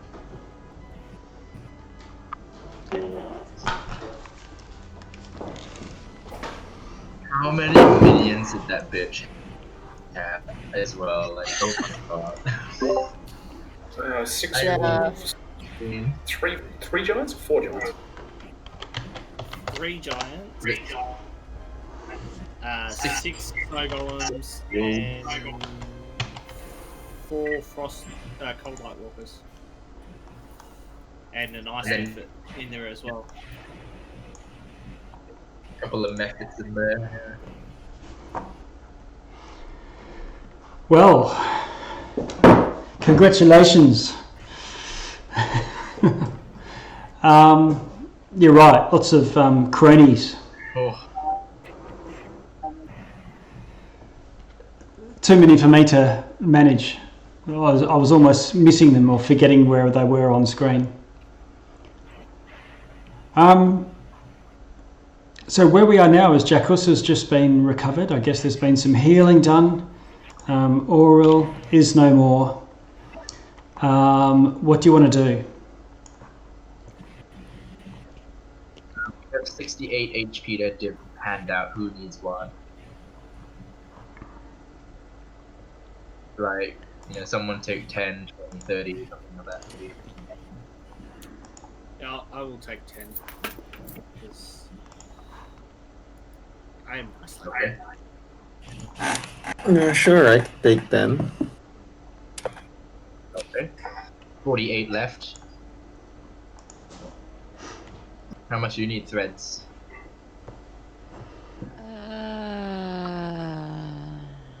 Okay. Cletus would take 10, please. 38 left. Okay, I'll take like 10 then. Another 10. But there, it's 10. Okay. Is that 30?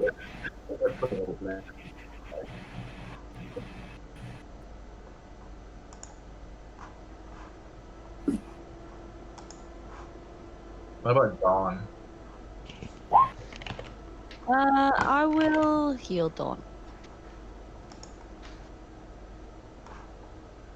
Okay. I take the rest for myself if no one else needs any more hit. Just take the rest for yourself, Hmm. just in case.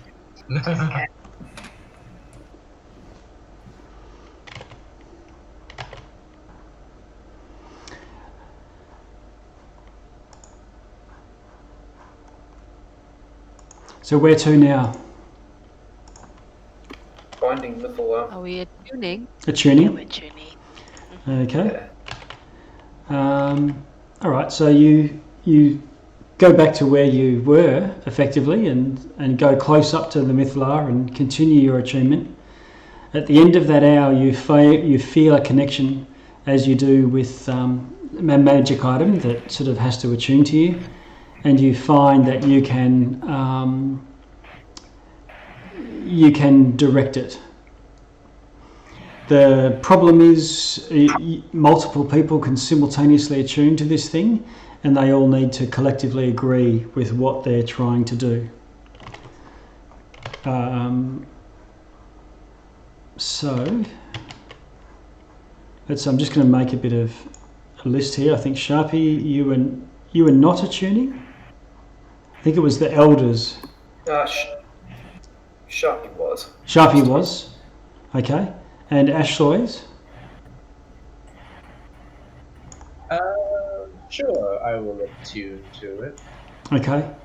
So Ash, Threads, Cletus and Sharpie, you all simultaneously attune to it.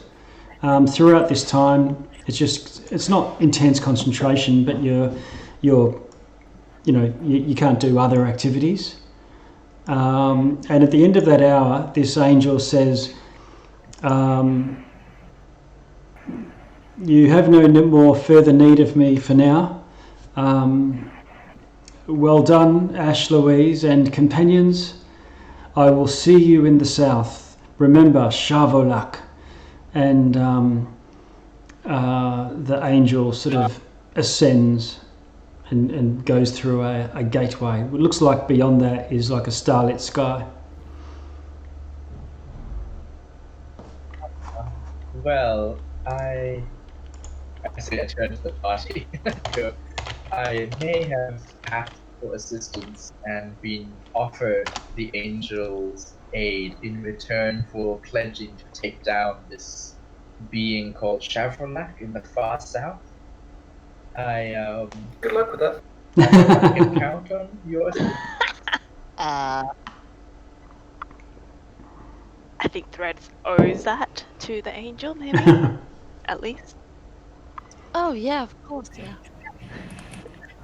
I mean, it can't possibly be worse than what we've just done. After all this.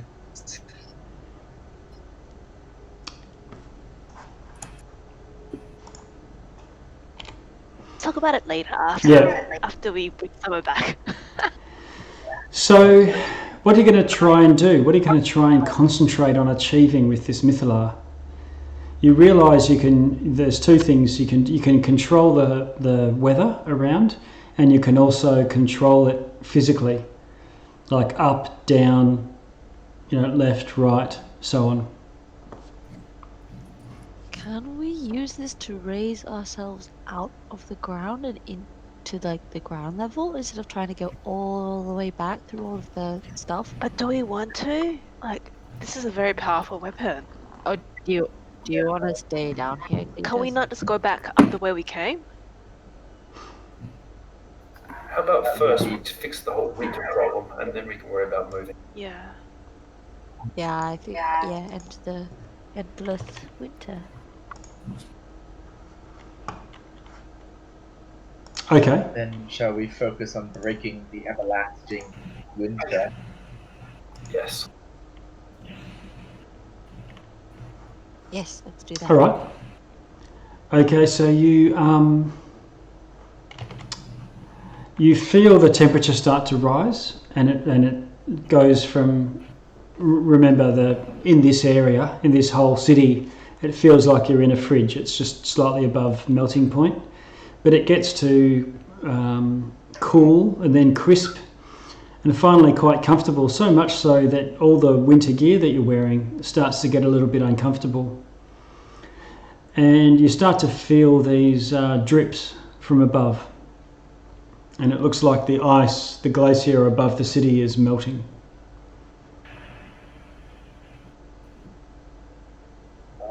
Is that good, everybody? Is that going to melt onto us?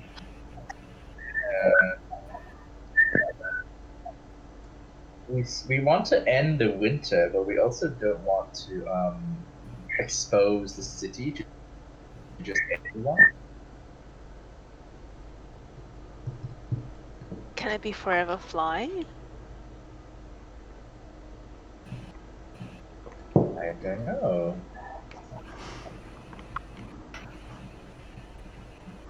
How far up is the glacier ceiling from the city? Is it like a couple of thousand feet? It's enormous. So further than you can see. Remember, it's a purpley, glowy twilight, like a night light, lit by below from the light in the city. So you can't really. You've never been close enough to examine it.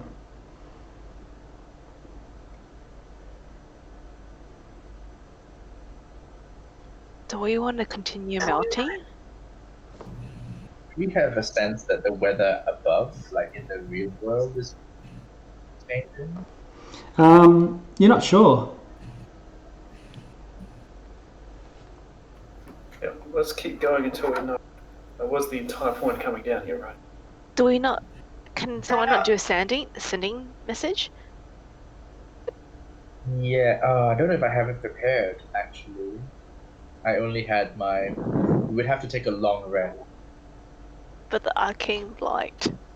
We can't exactly take the long rest right now. Yeah. It melt the whole glacier. Any treasure hunter or arcane brotherhood cultist could just come down here. And then, like, the arcane blight could possibly escape as well. I don't know how the blight works. If it's a disease that can be spread. Cletus, you're from around here, right? What do you know if what's here when the glacier is not here? Has it always been here? The glacier's always been here. Does Cletus have a hiss? It's always been here, Threads, since the beginning of time, as I remember. And he's Cletus is young though. He doesn't know. So surely the winter ending wouldn't mean that the glacier would disappear. Maybe it will just get a little bit smaller.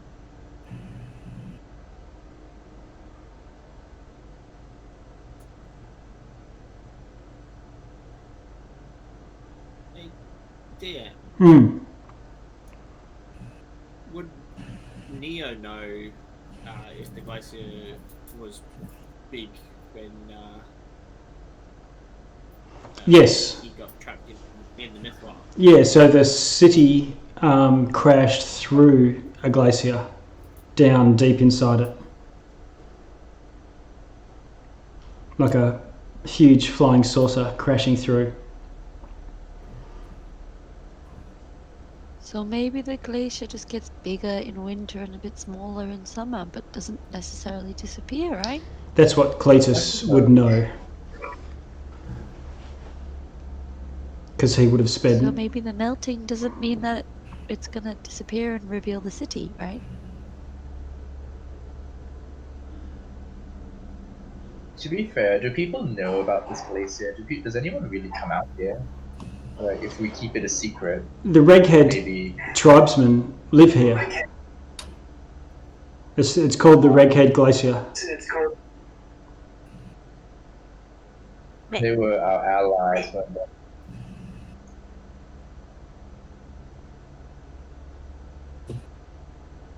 Very well. I suppose we should keep going, and we need to save the lands for winter anyway, and then everything else we can kind of negotiate with the Regent maybe. After about an hour, you start to see that it's more like the ice above the city's melting, but the ice to either side is not.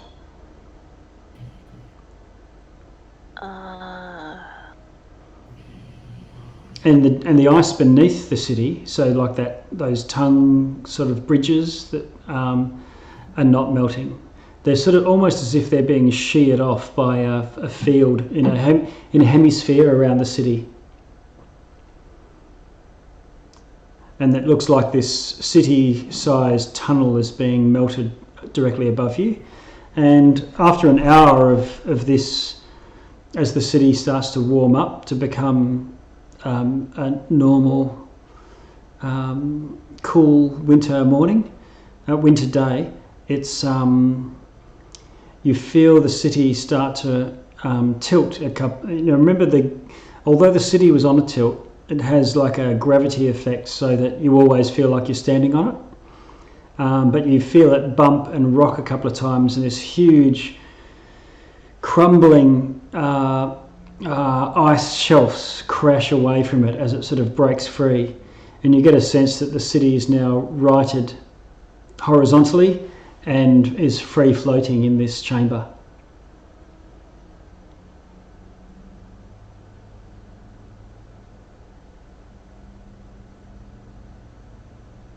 Would we know by being attuned to the Mythala how much range it could affect? Like, it can heat up the world or just a region? More for miles around it. Say, between 40 to 60 miles in any direction. Oh, well, if that's the case, then and we get the idea, I think we should bring Summer to 10 towns at least. Bring her over. How big is the 10-town area? Is it like massive? About that, if the city was in the middle, it would cover all the whole region. And maybe the 10-towners will agree to keep the peace of the Mythala. Seems blatantly unlikely, but sure. Do we know if more people can attune to it now that we're attuned to it? You get a sense that 8 people can attune. 1 for every school of magic. Great. So if we're and everyone needs to be in unison to they need to agree to shut it down or do something about it. So as long as one of us isn't going to be here to do anything about it, then we can just leave it where it goes, and that's it. As long as it doesn't crash down into anyone or release the blight. Like, you don't want to bring the blight to 10 towns either. Unless it's a disease that is only contracted by exploring the city. Yeah, I think. Like, if the nothing escaping, like, will they bring it with them? Well, from the books that we read, it was only affecting the city people. That's true. So only affecting. Yeah. Then let's do that. We'll bring it in the middle of 10 towns, and because it has to be like a universally agreed thing for it to activate, we can just choose not to be here, and we'll leave our will here, and have it just constantly running. Assuming it works like that, yeah, I'm willing to try. But I'm not sure that if we all leave, whether we remain attuned to it or not.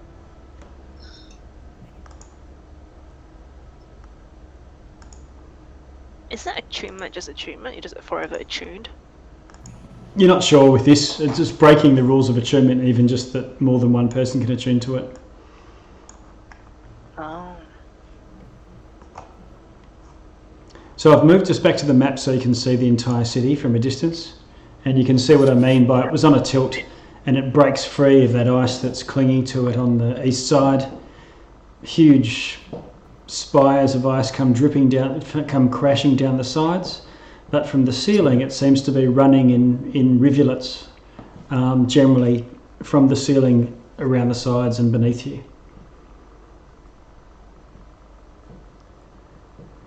But over the course of many hours, you start to see light shining through from above.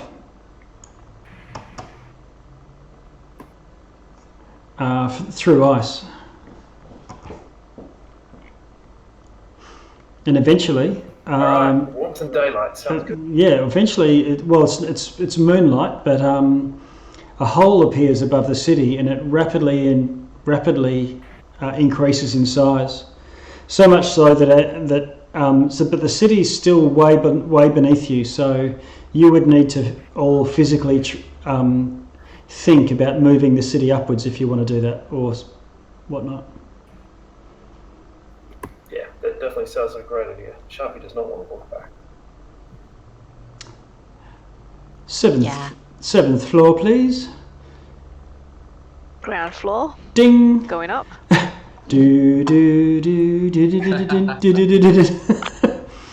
All right, so slowly the whole city rises through this tunnel that it's melted through. The central spire of Auril, now the spire of Sharpie, protrudes through the hole, and as it does, you have to pause a little until the hole in the glacier widens, but eventually you get to the point where the entire city can float up into the sky, and you find yourselves quite a way, many miles in from the glacier. I'll move us to a different map here. Icewind Dale proper. We have not seen this map for 2 months. I know. Or more.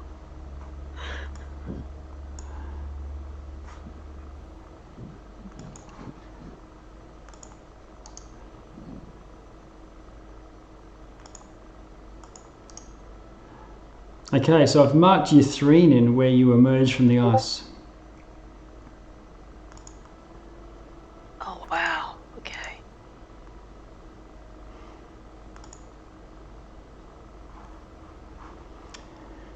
So as you can see, far to the east and quite a long way from the 10 towns.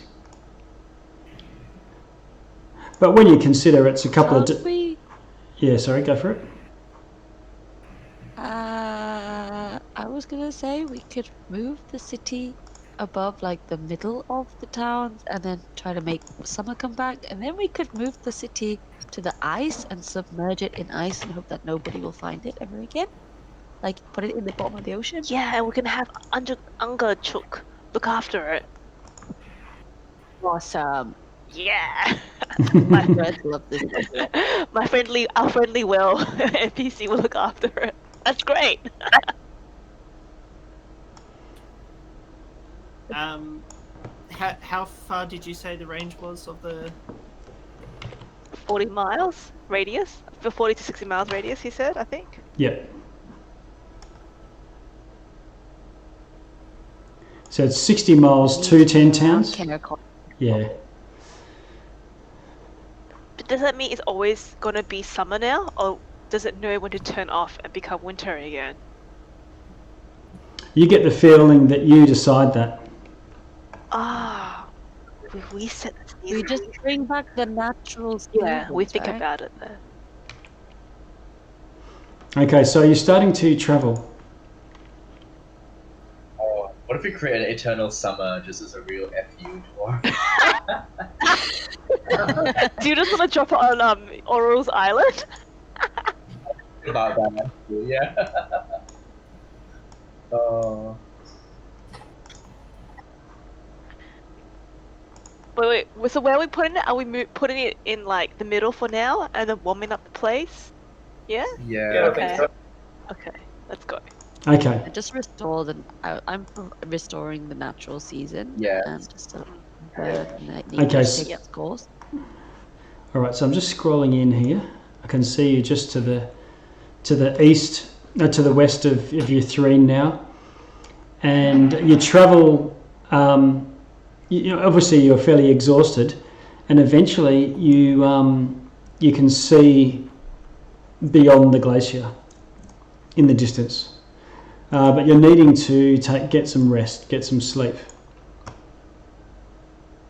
Are you all going to get some? Take turns. Yeah, so you take turns sleeping, and someone is controlling it. Cletus doesn't have to sleep. Ah, right.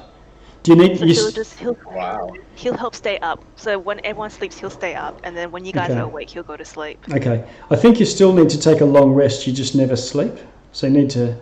I just never sleep here. Yeah. Okay.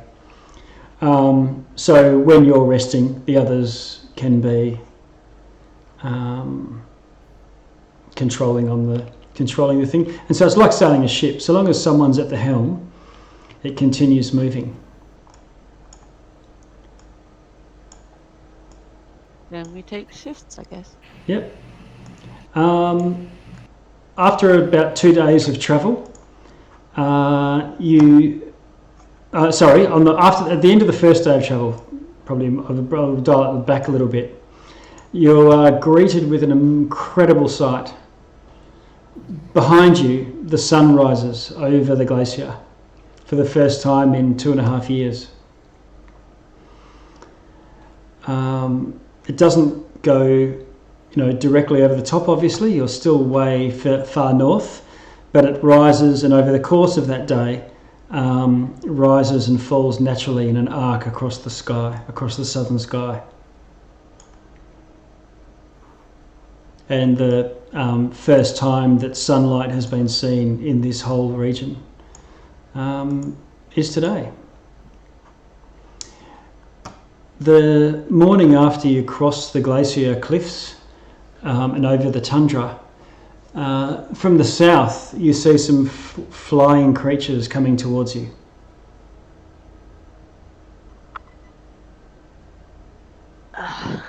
Okay. as they get Repel waters. as they get closer, it looks like they look like winged lions with riders from a long distance. Ooh. As a side note, can I, over the long rest, I would have switched out some of my spells. I have like sending and gentle. Yeah, definitely. You can change over to any sort of above ground travel spells at this point too.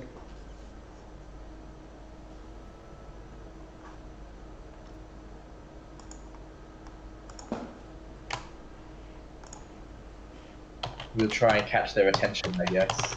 Okay. Oh, we know? We don't know if we're good or not. We're in a fighting city, they're not going to miss us. True. Okay, so That's nice.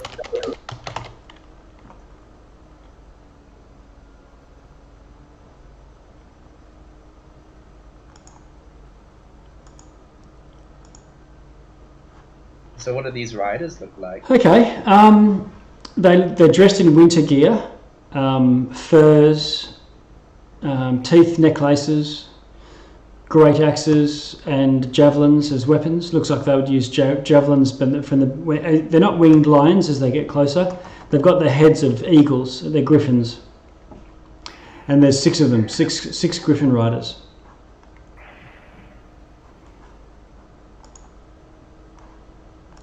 And they circle around over the city a couple of times, taking a fairly wary look, and eventually come and land, see your gestures and come and land near you, and 2 of them dismount and approach.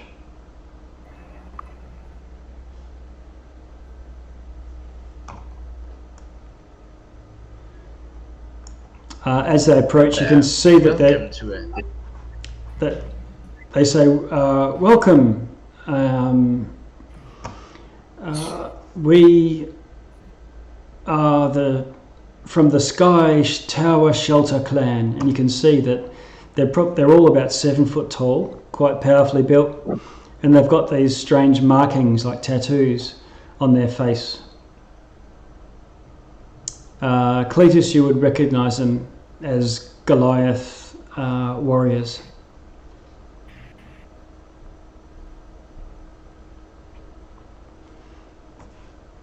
Okay. And they say that they've come to treat with you and find if you are the source of the sun returning. Yes, you're welcome. That was us. Right. Oh god. What does it matter for you? And so they're effectively just investigating and curious about what's going on, and very cagey, but keen to understand what this floating city thing means to them and their future. Whether they're trying to ascertain whether you're a threat or not.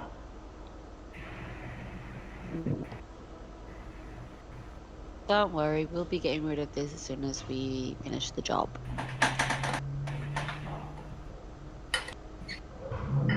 Okay. We have fulfilled our sacred oath to bring summer back and end the tyrannical reign of Auril. Well met. Do you speak for your leaders? We would like... Yeah, so one of them looks to the other one and says, yes, I speak for the chief. And this one looks like probably a druid. There are many powerful, but also many dark magics on this ancient city. We are musing how people will set up protections so that it cannot be abused and used against people of 10 pounds. Okay. All right. They say we will take shelter at the edge of the city for a time and travel with you, if that is agreeable to you. It is, but Cletus wants to ask them, why are they why are they approaching us? Like, what are their goals? You know, do Right. they have a goal in 10 towns? You can have a chat to the druid and see if you can roll an insight after a bit of a discussion to try and find their actual motivation. Okay.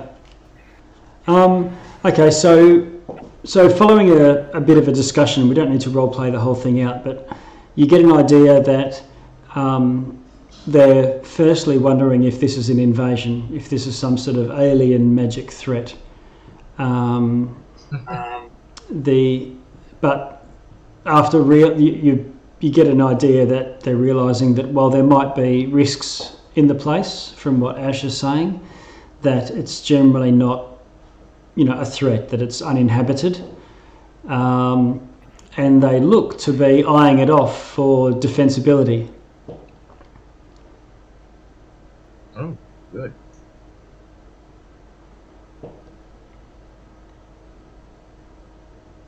No. Yes, some of your fellow Oh, sorry. Oh no, sorry, Ash, go. If they've left, we can talk privately, can't we? Yeah, you can. Many of them gave their lives so that we could get to the city. I'm sure we can trust the druids and whatnot to keep the seasons in order. But with the evil, so there's different tribes, and the tribe that was helping us had a druid. But did the tribe that was attacking us, did we see a druid with them? Yeah, there are evil druids, but all the people that you've been dealing with have been red-haired barbarians, so effectively humans of the tundra. These are Goliaths, a completely different race.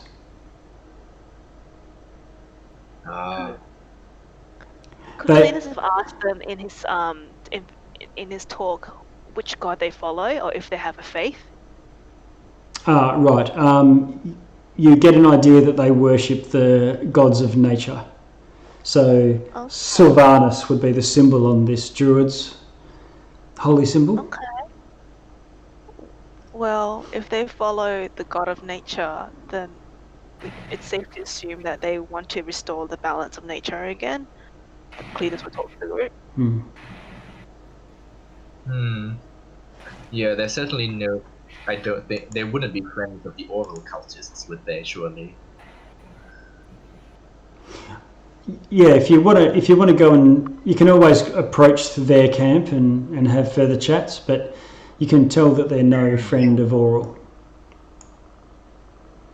If we're talking about giving it to them, I think we should give it one to each tribe, so they all have to be in unison to change the use of power of the Mythalar instead of just giving it to one tribe. Yeah. Can I cast anything to any of the Reged that we have met, like leaders, try to see if any are still alive?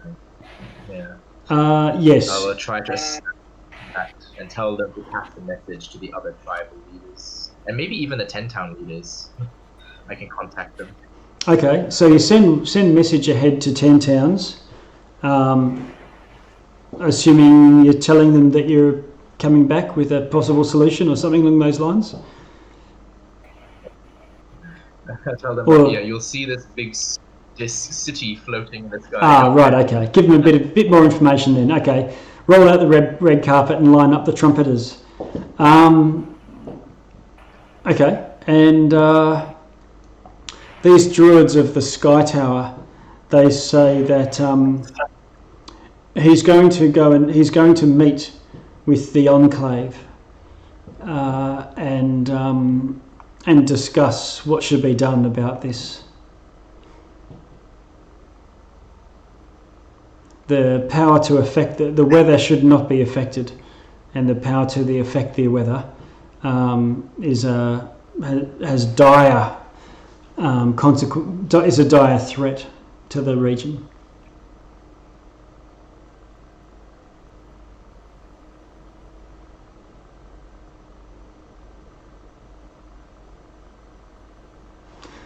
Okay, so I'm going to keep you guys travelling east.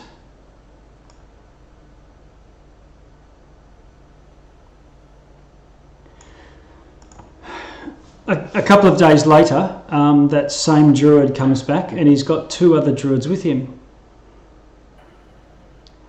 And they seem to appear just out of the city. You didn't see them. You didn't see them fly in on griffins like the others did. And they say the circle is meeting by the Nether Oak, and they would like you to join them.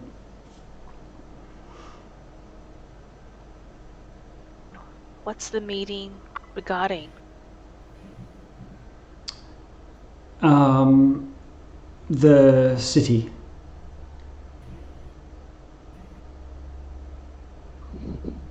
We should go, but it's not like they can control the city. We do, but we can go and listen to them.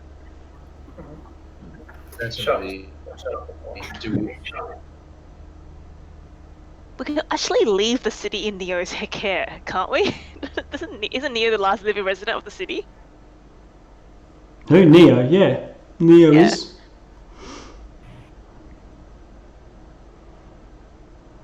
So you go to this looks like a cross between a political and a religious gathering of nature. Looks like you've turned up at the Burning Man festival, and people arrive by stepping out of a tree within this forest. You know, there's a little woods in the city itself, and you have heard of druids who have sufficient power can do that.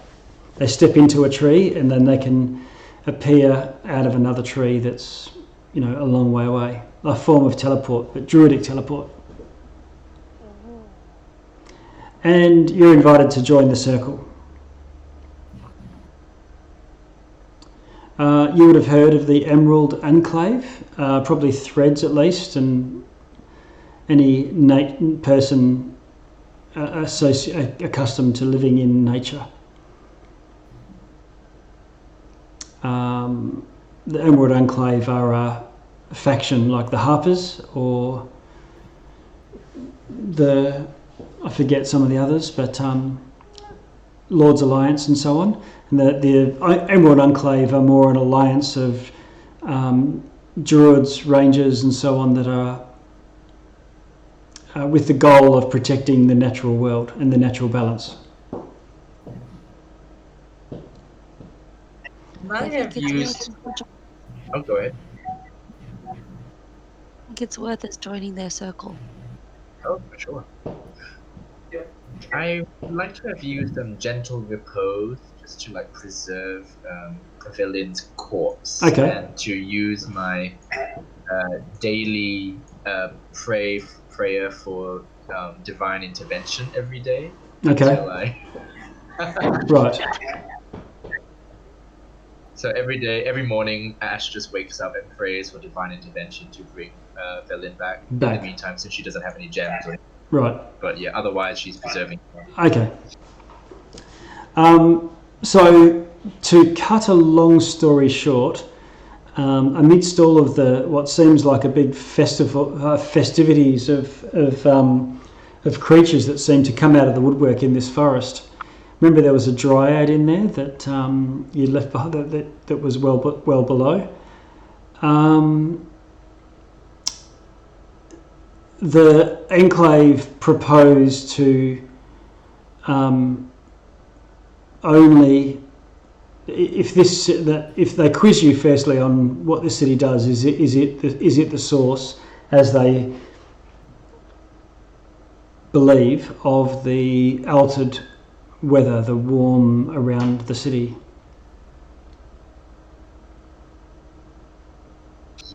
We can explain to them how a story, I suppose, since this is all these assembled leaders.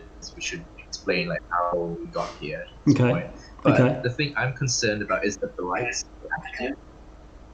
Right. Are these people in danger? Okay, with that warning, they would send a couple out to investigate that, and over a course of time, it wouldn't, maybe not at the same meeting, but they believe that the city is no longer emanating any sort of blight. Ah. That maybe it was associated with it being uncontrolled, and now it is controlled. Cletus wants to point out, like, they have killed Auril. Wasn't Auril the cause of winter? So it might not the warmer weather might not be only because of the city. It might just be the Earth returning to its natural cycle. Yes. One of them, Lortus, says, the sun is rising because Auril is gone. You've defeated her and she cannot return, and will only be able to reform in the next winter solstice. Oh. So the sun will rise as normal without her interference, at least until next midwinter. And when next winter comes, what are your plans? Well, who can say? But it's that he suspects. This is someone who's familiar with the frost druids. He suspects that the ways of the gods, they tend to time is almost meaningless. So once you actually thwart a plan, they might come back to you in the next year, or in a century, or in a millennia, or even completely change tack. You would definitely have the enmity of Auril as a result of this, but I wouldn't expect her to come and try and repeat the same thing and it just start all over again. Maybe some other scheme. But the greatest way to defeat a god is to change the balance of worship. That's where they get their strength. And Sylvanus used to be the reigning nature god in this region, and the frost druids, there was an internal battle and the frost druids managed to push them all out, either killed or sent underground. And hopefully with this change of weather, that affects the strength and the power of the druids that represent the different circles: circle of the land, circle of the moon, circle of the winter.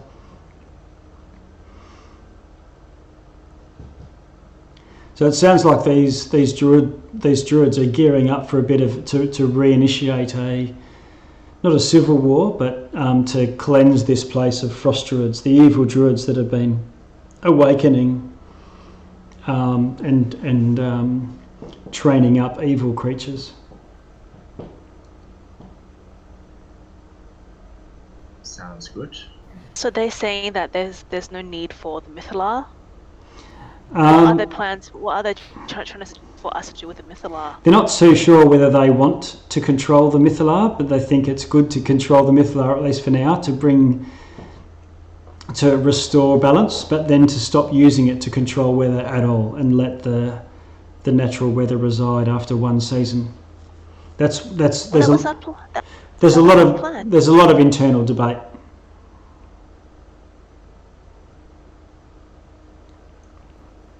We tell them we have a friend. We have a friend, a whale friend. We have a friend. We have friends in high places and deep places too. Right. Okay. Is there any way we could submerge the city to keep hidden and protected by our whale friend? I guess there's always wherever it is, it can always be found. You managed to find it underneath a glacier.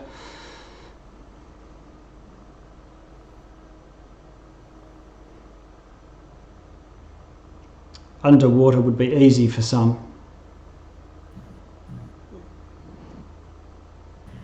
And what do you propose to do with it? There's a lot of internal debate. Some of them want to control it themselves and have a circle of druids controlling the city. Others say, let the Sky Tower barbarians have it. Because if they control it, then they start breeding their griffins up here. You've basically got an army of Goliaths, a city of Goliaths living up there. Can I ask for a moment alone with the group so we can just talk about something? Sure. Threads looks at everyone and says, we're the ones who are attuned to it. We can maybe get the city to fly up into the sky and destroy itself so nobody will have to fight over it. Are they going to fight over the city? Well, you know, things could get worse and worse, and somebody will want to get its power and everything. That is probably at one That is true. will We happen. found a scroll of Tarask and a scroll of the comet, and that was only us just exploring, like, on the surface level. Imagine if more people came to explore and there'll be more magic to find. Maybe that's a good idea, just to destroy the city. Just have it fly up and destroy itself. I don't know. Or just have it just fly up and up into the sky. Yeah. Like what, really, really far up. Yeah, Stars yeah. up. It's not like a paper plane though. You'd have to be on it while it's doing this. Can we not just leave Neo here? Neo's his own man. Neo, how old are you? Do you just want to fly your city back First to off, space? rude. Secondly, that sounds like a good plan. Well, there you go. Neo, like, we can trust Neo to maybe just take control of the city instead, and we can just wipe our hands clean.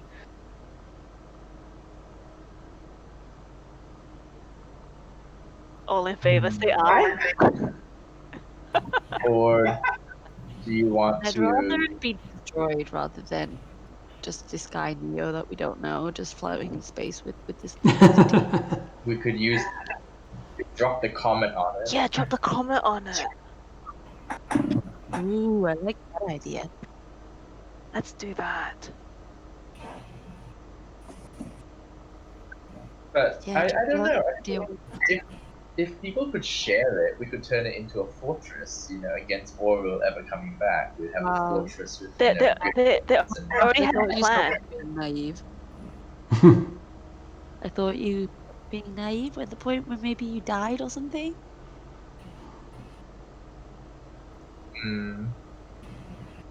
I don't think that it will stay like a passive thing where everyone shares it and does good things with it. I'm just very worried that somebody could do something very bad with it. All right then. Then we should perhaps. Who can use the scroll? Can Sharpie use the scroll? Yeah. You know for a fact that you could successfully cast it? Well, we don't know completely until I actually do it, but Cletus would have taken Velen's orb, Professor Orb. Yes. Is it still working as a Professor Orb? Like, he would have taken her, magic items. Let's have a look. Is the orb still talking to us? A magic 8-ball?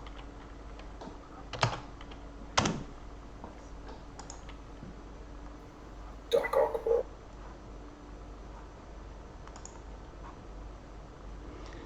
Yeah, so you can attune to it. Oh.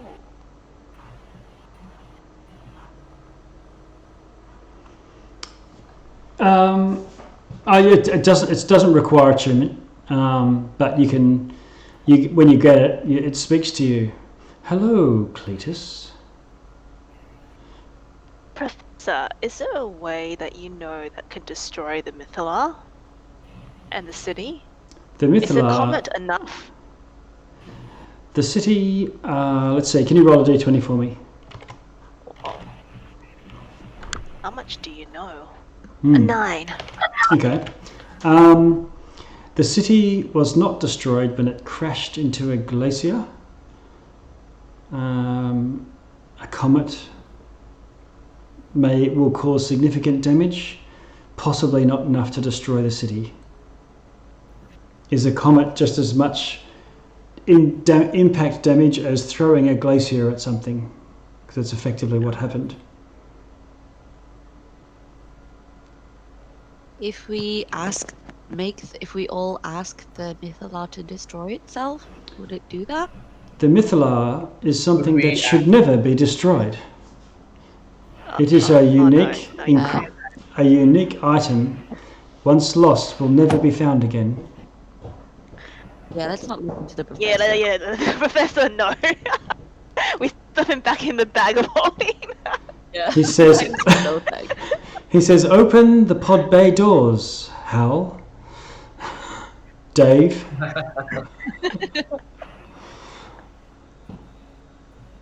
Is there any kind of consciousness in the Mythala that we can find? There he is. And he points at Neo. Oh yeah. Neo, what do you want? Can you destroy yourself? I'd rather not. You've been living a very long life. Like, what are your... I think you have filled your purpose in life. You've brought 10 Town happiness. And it's been a very boring life for you. Just... Maybe it's time to go. Where all your other family... Why don't you kill yourself? yeah. No. You are the last remaining survivor. Maybe it's time for you to join them. Aren't you lonely? You've been very lonely for many, many years. Are you trying to persuade him to To just commit suicide. like People got Is it. that what's happening? People go to jail for that. It was in the news. I saw it. Yes. This got very dark. Neo. Between living a long life and actually living are two very different things. True. I was trapped. Are you separate from the Mythala? I was trapped in the Mythala for millennia. Your life starts now. It's time for living. LRVIN.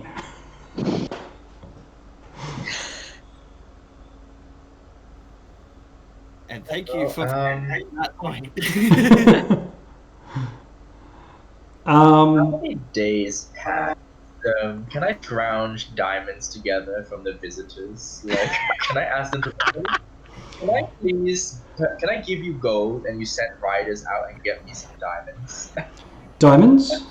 Your errand boys.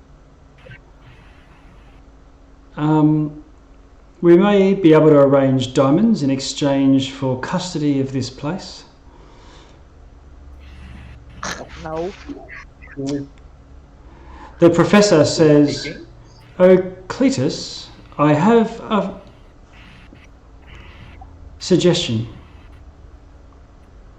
I'm quite a authority on many subjects, vampirism and all of its traits, Netheril and the Netherese, Elverquist, and the great monstrosities of the world's history.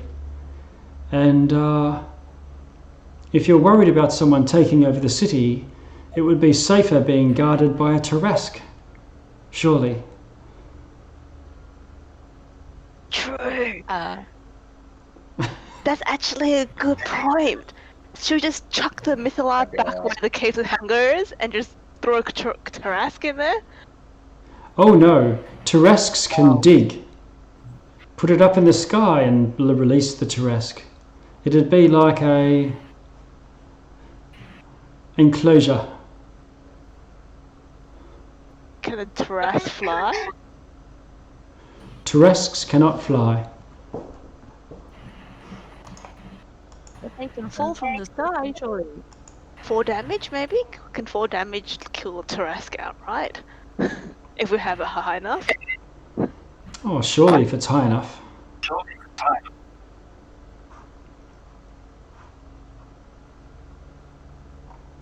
Cletus is keen. He's keen to use the Tarrasque. Scroll. Oh, that has We no know wings. that there's some. Do we know the Tarrasque will be summoned to the user of the scroll? Is that what will happen? It's summoned within 1 mile at a point of your choosing.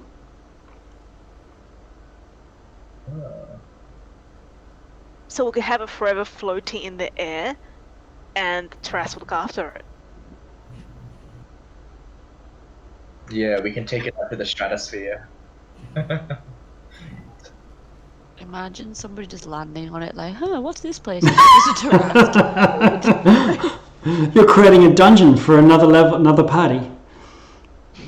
Ooh. If you're in the Tarrasque, oh my god.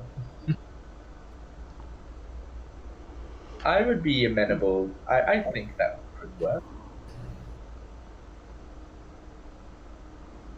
Anybody else against it in our group? I still think the whole thing should just be destroyed. We don't know how to destroy it. We don't know how. Yeah. If we all focus on it destroying itself, would that not work? No, you can't. Magic items not sort of things that you can normally just destroy.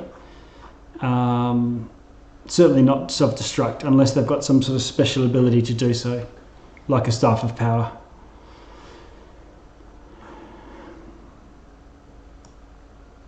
We have a staff of power, do we not? Oh yeah, Staff of power can self-destruct. He means. Yeah, the staff of power could self-destruct. Staff of power.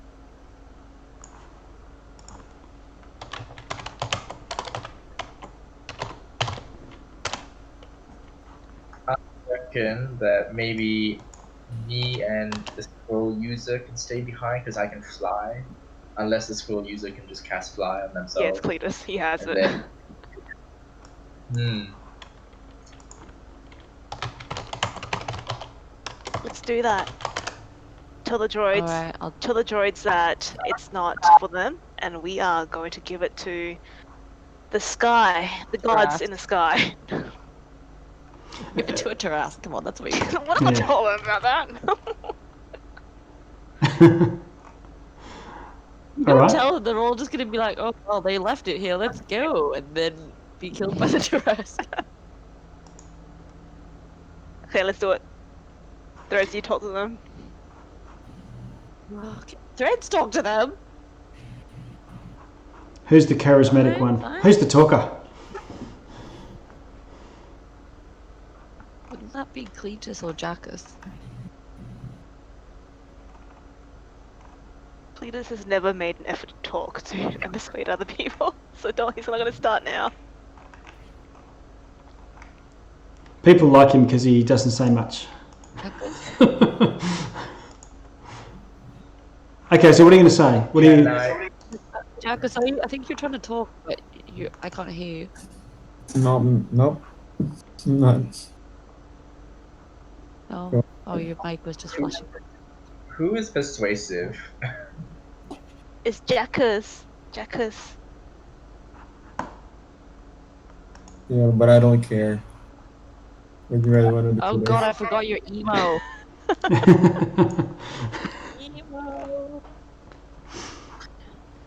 I mean, I tried, but I have a -1. Yeah, I have a -1 persuasion as well. But I can help the person who's doing it. I mean, Cletus, you have a charisma. Cletus will talk to the druids. Okay.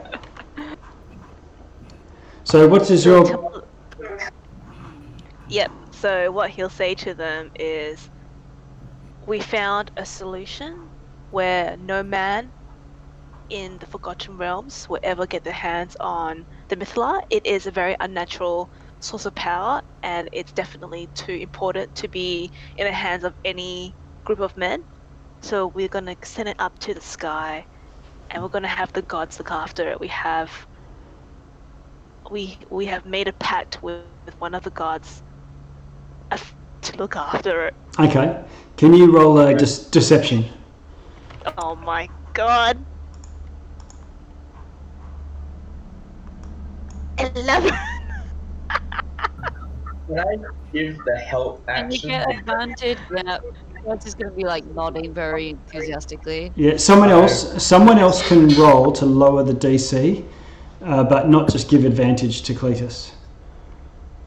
But if you fail, you make the DC higher. In our moment of need, Selune and Lathander sent an angel to help us. It's only right that we consecrate the city to the sky gods and to the heavenly lights, so that it cannot corrupt the people on Earth. We have used it to stop Auril and save 10 towns, and now let it go in peace, rather than be the cause of a new war. Ash, you can have a deception roll as well, with advantage. Oh. Ash, you should get a bard. You should make a bard. We haven't. Nat 20. Oh, okay. Yeah. Okay. Well, so the council all confers, and there's a bit of nodding, and so long as you agree to stay for a time until the weather is righted to its natural state, and then send it on to the beyond the sphere.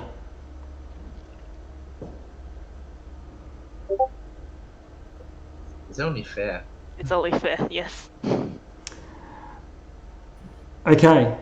You can see the Lacdinishia now, and you can even see in the distance the Ukea Konig and Kea Dinaval.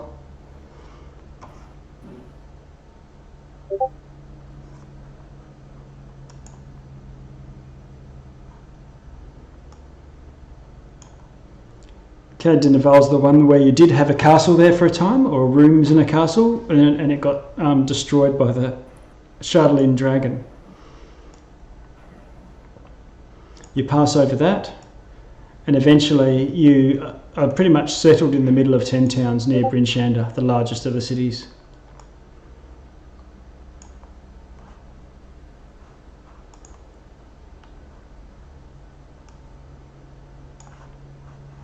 And I suppose we can take the chance to source any books and lay the fallen to rest. We can lay our penguin companion to rest. Yeah, in the city. Kingsport. And Motel's here too, isn't he? Isn't his he body is. here too? Yep. Yeah. He got turned into ash. Oh.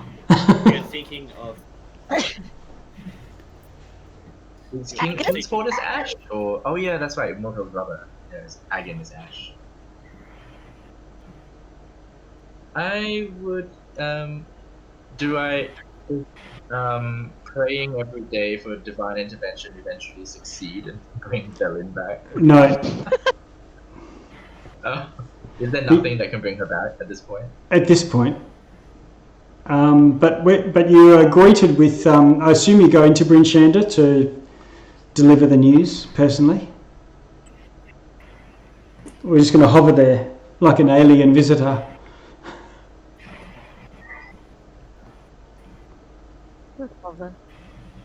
Cast ending. Be not afraid. The Goliaths will give you a lift down on their griffins if you like. Sure. Okay. So Shark will stay topside just to make sure nothing happens to it. Yeah, okay.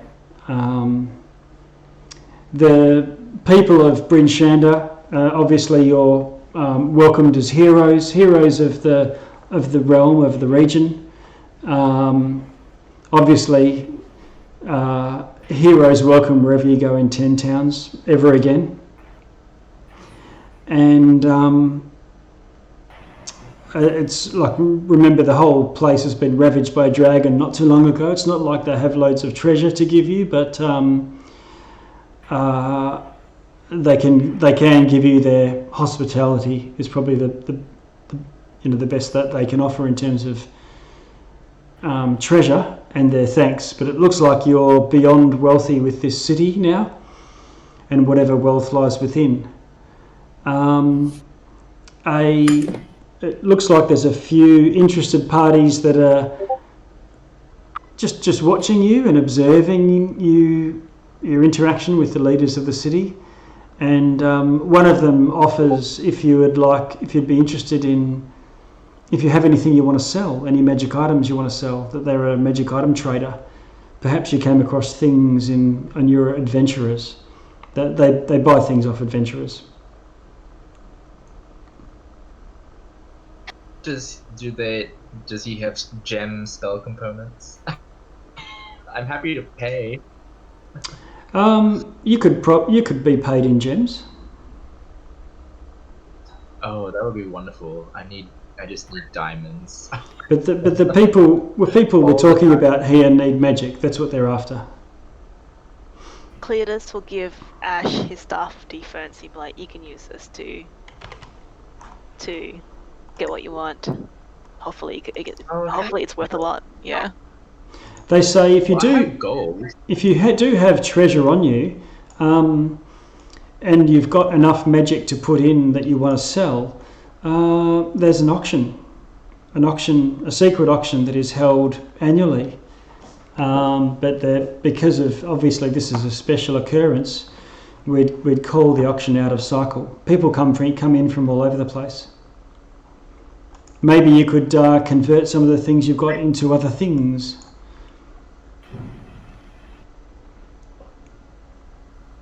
We have to use preserve magic on Kingsport. I want to bring him back.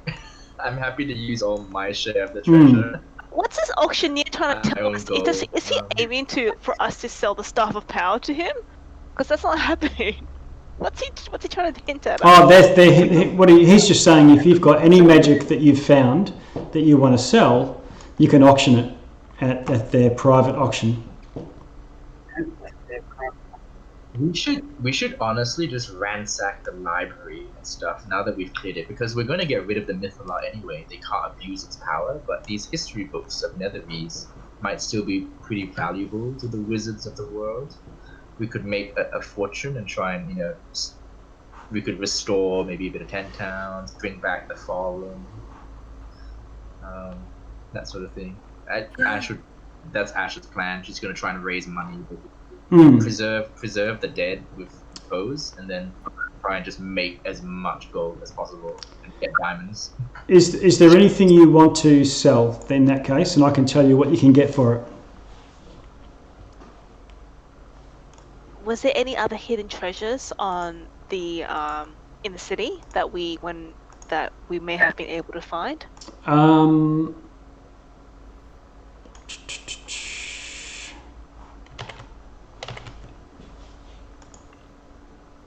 We've got just some random stuff like brace defense.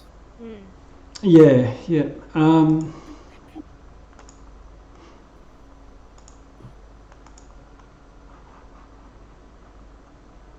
Sharpie has nothing to say. I'll let all of you roll D4.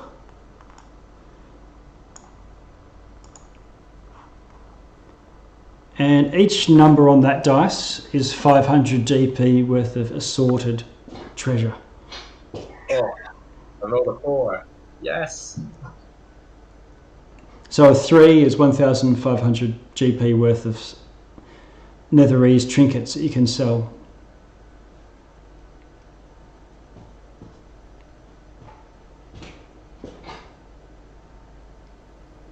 Cool, we sell them. Okay, so you can just add that to your character sheets for what you've got. So you've got some, this is versus sundry treasures, trinkets, curiosities. Is anyone interested in participating in an auction for magic items? Yes. Possibly, yes. We also still have lots of things from the party notes. Can we sell those off? Okay, well let's do that first. What things have you got that you want to sell? Because this will then give you money to buy stuff. Oh, the spell book. Nath Lantomomia's spell book. Sell that? That's really... Oh, do you guys want it? It's only up to 3rd level. Fair enough.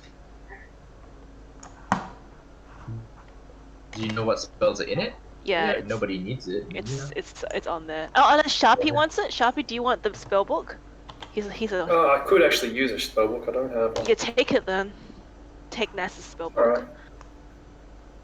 Thank you. We have like multiple spell books. So we have like some crazy archmage spell book. Yeah, I thought that was the yeah, one, what and I was was the like, oh, you sure Archmage you want? spellbook? Yeah, You've we got didn't find out this. what was You've inside got it. the spell book of Auril. Yeah, what is in there? Loads of spells, including 9th level ones. Ungodly. Yeah, we're keeping that one. It's got a new spell called Black Blade of Disaster. Oh, And you summon it, and then as a bonus action, you can attack people with it. Like a Bigby's hand, but it's one of those black blades that killed, well, almost killed lots of people. I mean, these spells are probably beyond our pay grade, but I don't know if you want to like release that into the world. It's got a spell in there called Create Maiden. So you know those Demos Maiden, and yeah. you could create one and have it as a servant. These are 9th level spells. Oh, and there's 6th and 7th and 5th, and going all the way down to 1st.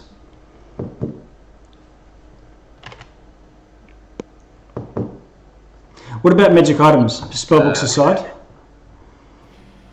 Yeah, Cletus is selling his Staff of Defense. Okay. Let's see. I'm keeping my stuff. Cloak of Protection, potentially. I don't know.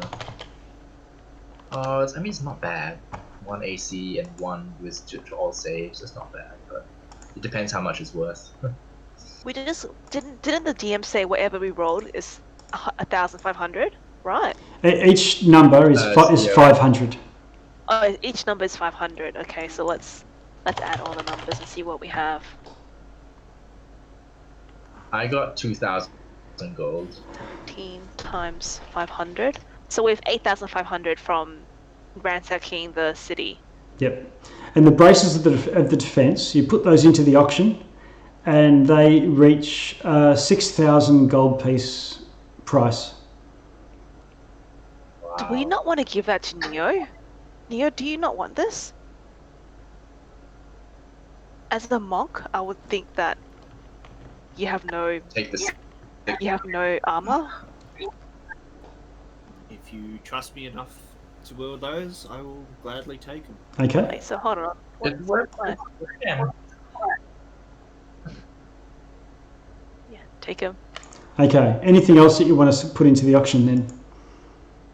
How much is the Cloak of Protection worth? We don't know until you because it's an auction. But you can put it'll definitely go. The guy says they're popular, but you can put a reserve price on it if you won't let it go for under a certain amount.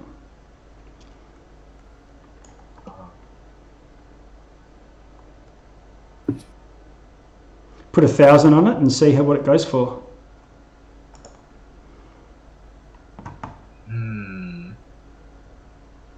Let me think for a second. I could potentially auction my ice resistant axe and just see if people are interested in that. But should I keep it? I have a jug that has like infinite liquid, I think.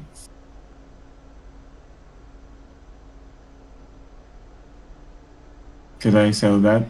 Which I don't know one? what it's. I forgot. What is it? Sorry. I think I got. Alchemy. I think I got a jug. Alchemy that jug. has an infinite liquid. Yeah, I'll put that Alchemy. in.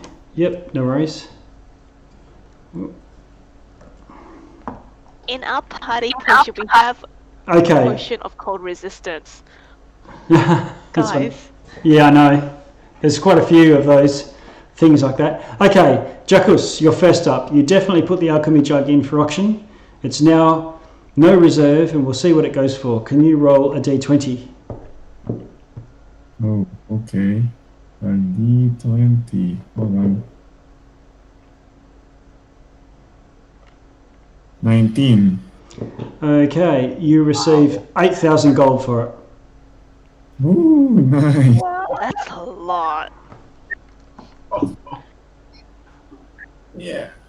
I can now buy my own military.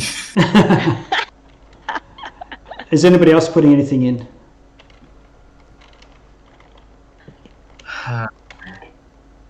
The staff of defense. Oh yeah. Put a reserve price because that's a good one. But Like, who's gonna use it? you No don't one's wanna- gonna use it. I guess. Yeah, fair enough. No reserve price. Okay. Can you roll your d20?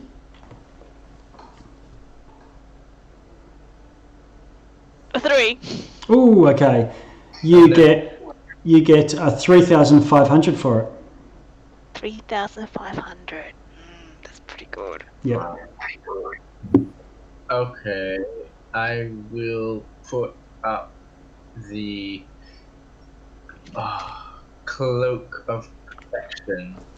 And I advertise it as, purchase the cloak that held back the magics of Auril herself. I will put a reserve price of 4,000. I don't want to. Okay. In case I roll like a 4 or below. Yep. Okay. Can you roll your d20? Here we go. Oh, 16. Okay. It goes for 5.5. Oh, okay. Jackus, do you want to put your robe of gems, the one you got from the one that you took off motel, or are you gonna keep that? Oh, the robe. That's a more of a jewelry item, not magic. Okay. It was created by magic, but isn't innately magical itself.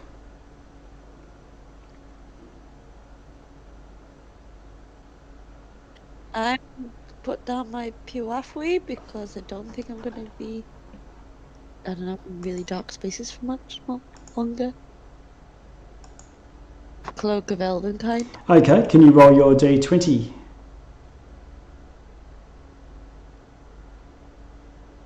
15. Ooh, you get 6,500 for it. Nice.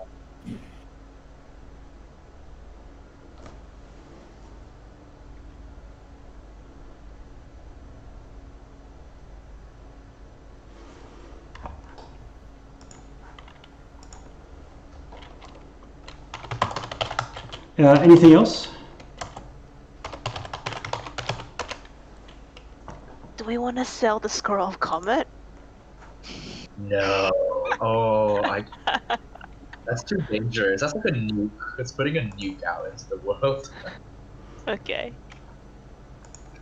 Keep that and as a council be like, yeah, so and so city is evil and marching to war. It needs to go. Oh, so if like you an roll evil a 1 and you only get like 1,000 gold for it. No.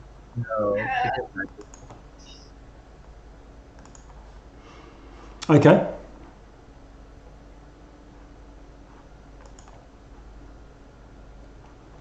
So that's the lot from the sounds of it. Oh wait, I still have a ring of jumping. It's 5,000 gold for the little jumping.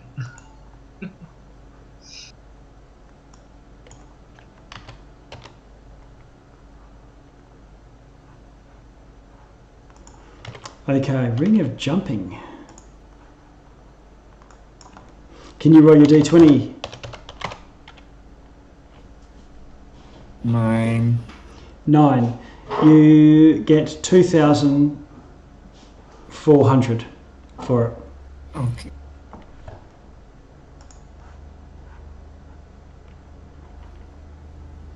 Yeah.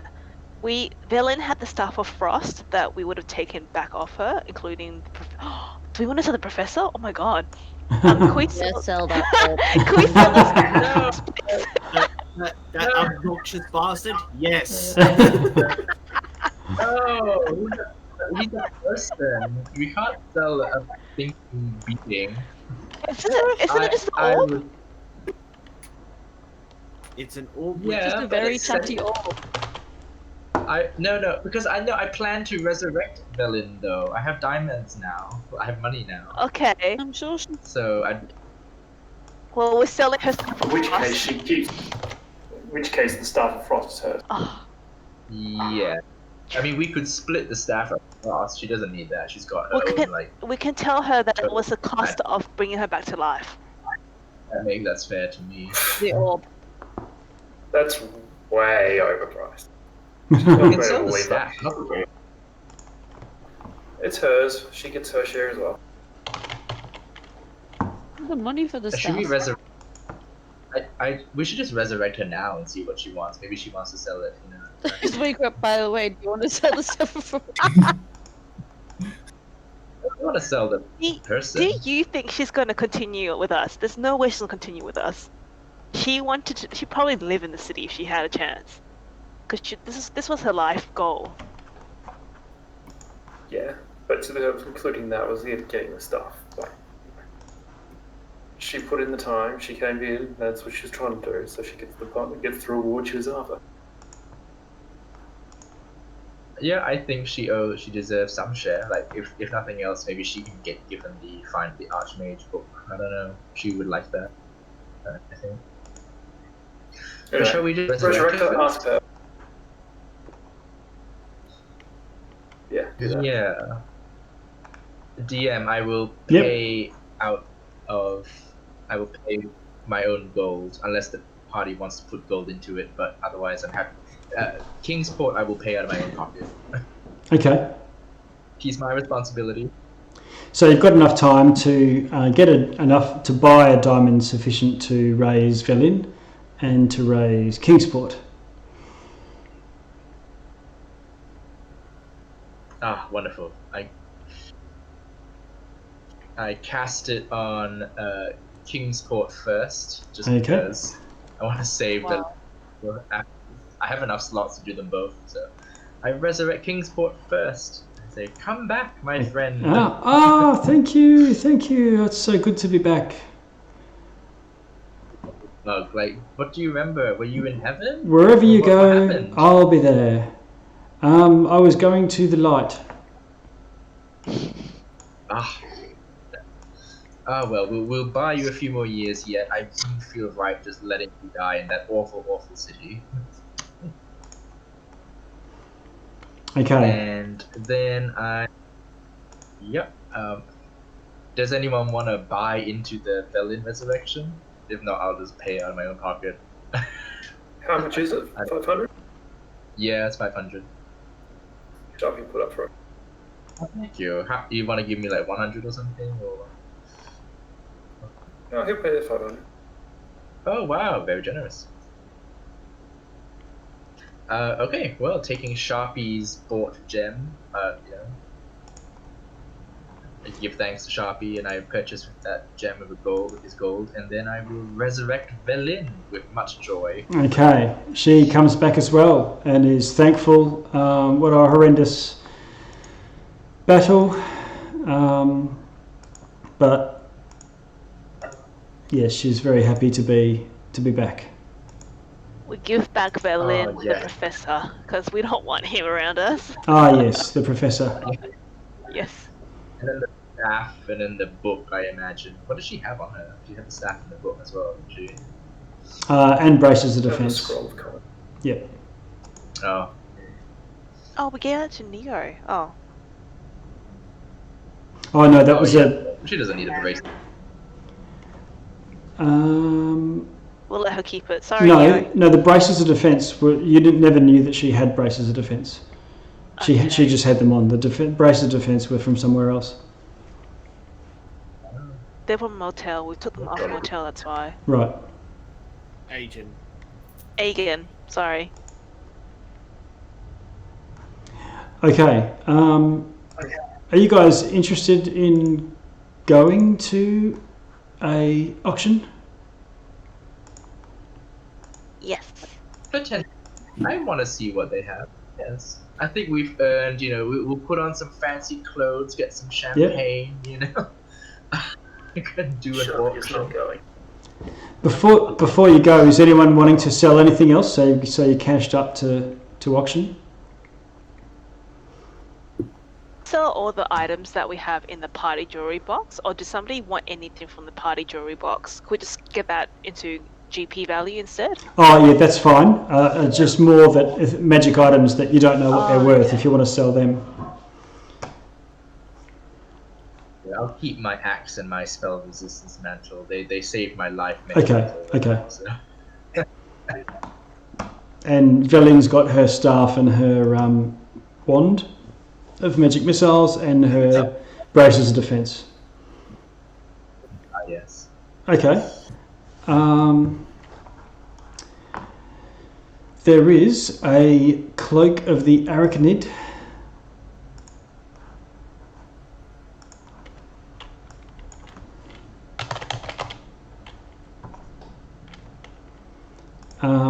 That's up for auction. If anyone's interested in bidding on it. We'll look it up. Do we have an idea of what it does? Yeah, I'll read it out to you in a sec.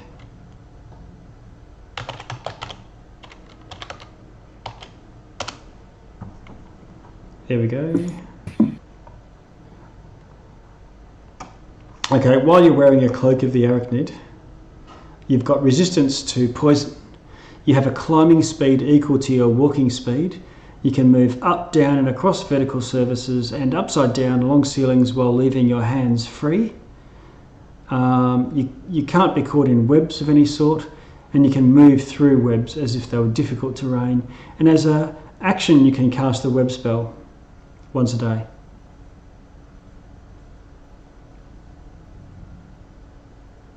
So you can run around like a spider, basically.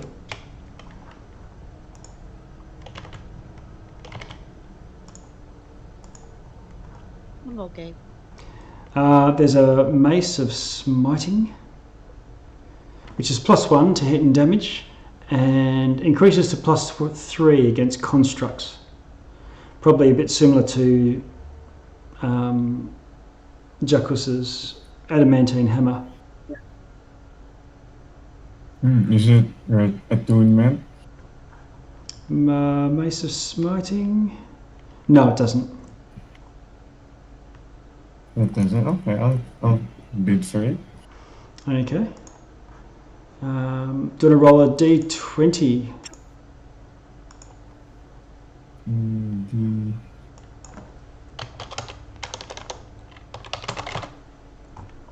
Nine.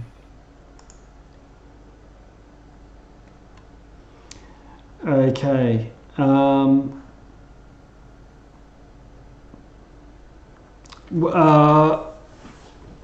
Give us a bid. How much it costs? So 5,000? Yeah. Yeah.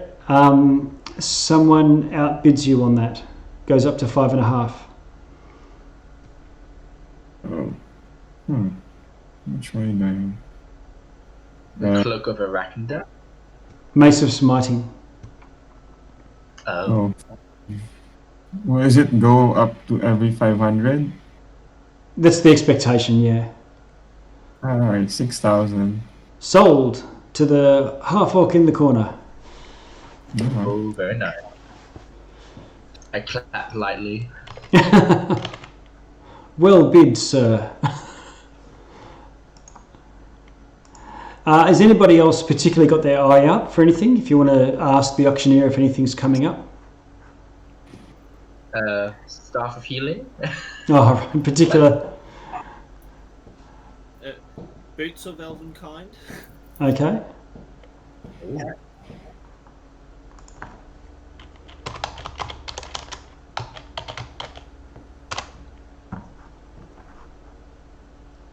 Let's have a look.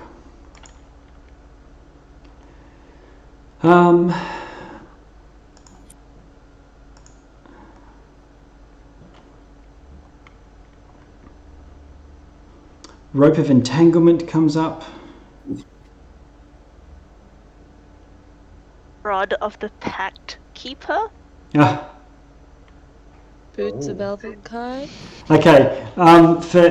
So for Boots of Elvenkind, is it see if someone can roll a d20 for me.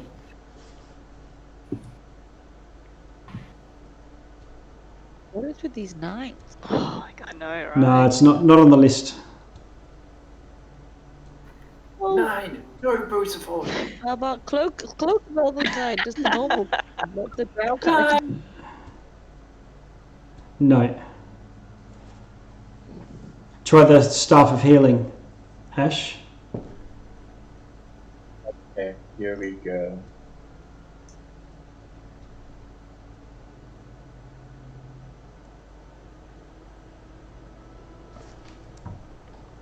Oh no! It's a 9. No.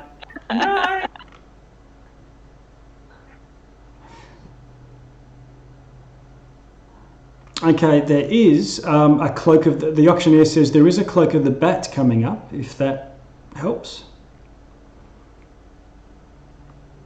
Cloak of the Bat, you have advantage on dexterity stealth checks, and in an area of dim light or darkness you can grip the edges of the cloak and use it to fly. If you ever Batman. you become Batman, and if you ever fail to grip the cloak's edges, or if you are no longer in dim light or darkness, you lose this flying speed. So you have to be in darkness and you have to be gripping the cloak.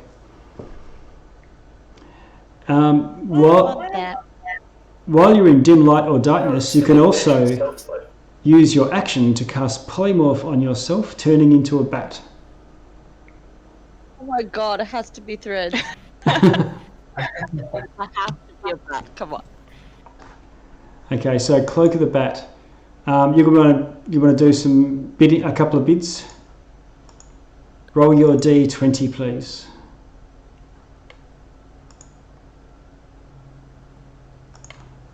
It's a nat 20. I don't think that's a good thing in this I case. think it is. 20 to 20, right? Okay, let's have a look. You That's might have 20,000. That's 20,000 Threads. No way. No way. Yeah, I think it's scaled like the higher the number, the more expensive it is. Yeah, okay, To so help you reroll. bidding starts at 6,000. 6,100. Someone bid 7,000. Oh, 7,500. Goes up to 8. I don't have that much money. Got you at that 500.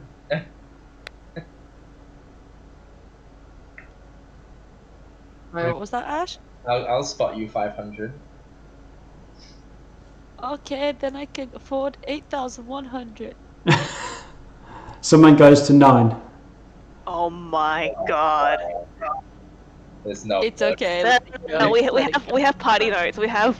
We can use the jewelry box if you really need it. If no one's used it, right? What's the jury box? What do you mean? We have the party loot. Oh, I see. Yeah. So you can bid. They're giving you free reign to bid whatever the hell you want, Threads. Is that? Okay, then I 9,500 in items and my gold, I guess. Okay. Someone goes to 10. Oh. What does this do again? It's not worth clearing yourself out. No, it's just not. I'm not that bothered. I'm not bothered to like 10,000 gold. I'm not that bothered. It's okay. Yeah, okay. Let it go. Turn into Batman. And I'm good. You can honestly, 500. Sorry? you can just get some item that you can fly straight up for less than that. Hopefully. Yeah, I let it go. Okay, you let it go. It sells eventually for 11,500. Yeah, no. So you get relieved at that, seeing it even. Yeah, talking in a husky voice like this.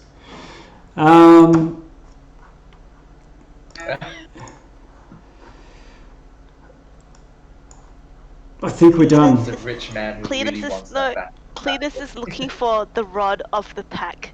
Ah, that's true. Okay, can you roll your d20, please? But is it like he wants a +2 or a +3? Yeah, you want a low number.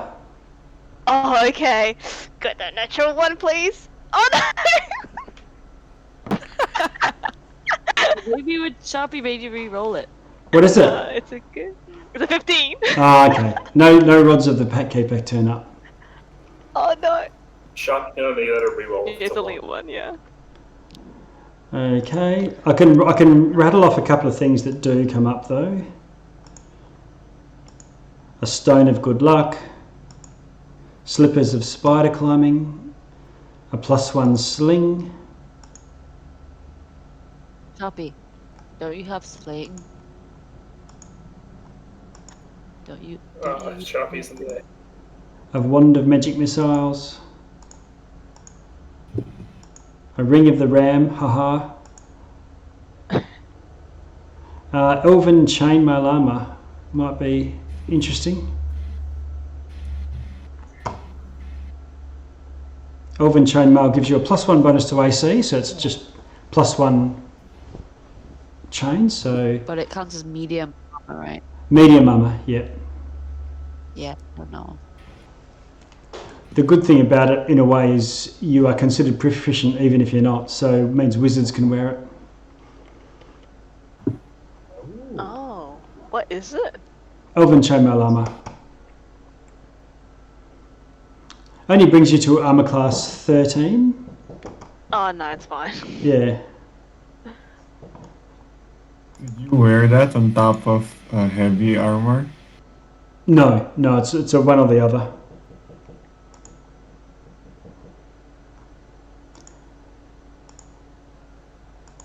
Okay, one that might be interesting is a major magic item called a Ring of Evasion.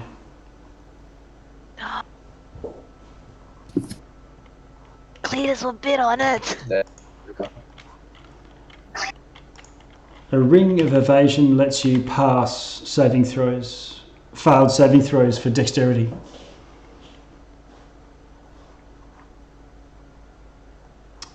Do you want to roll your d20 to see how fierce the bidding is? The higher, the more fierce it is.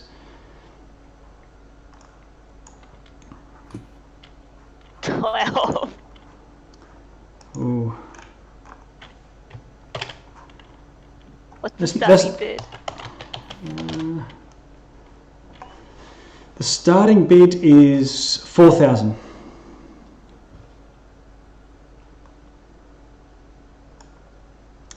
What am I bid? 4,100. No, 500.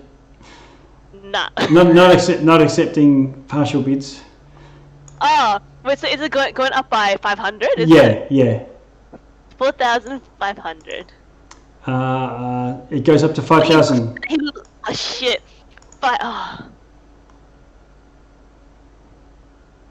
Nah, it's okay. Okay. It's not worth it. And it sells for 5,000 to the highest bidder. Oh!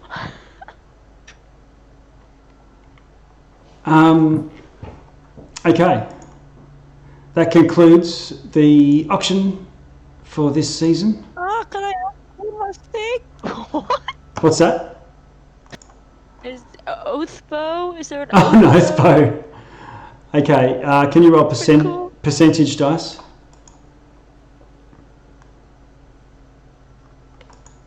39. No oath bows. Okay. So it concludes, and you go back to the tavern or the ruler's area where you're being put up, and someone comes and says, my master would like audience if you would meet with them. They have a proposition.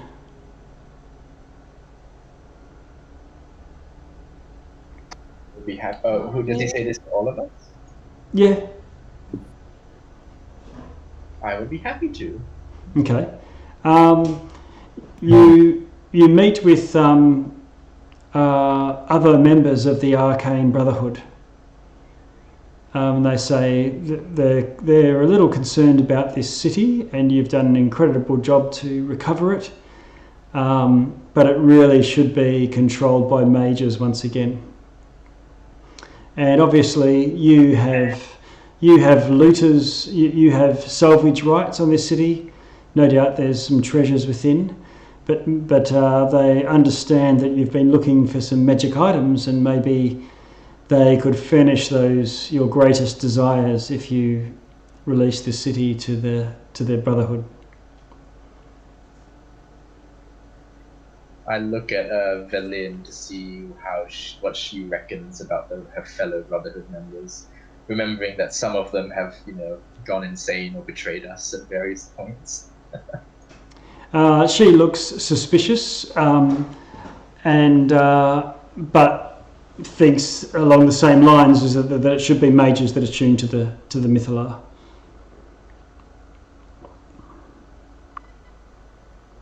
I have lived from a time where mages have controlled that city, and it did not go well for them. It will not go well for you. I have to say, great Magi, that nearly every wizard to have lived or visited that city has either gone insane or died or become some horror monster or have otherwise been lost to Auril. That place is accursed. Then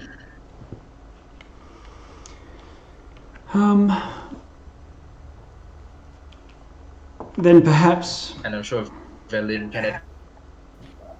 Then perhaps. Do you have any treasures that you've recovered that you'd be willing to release for our study? Trade?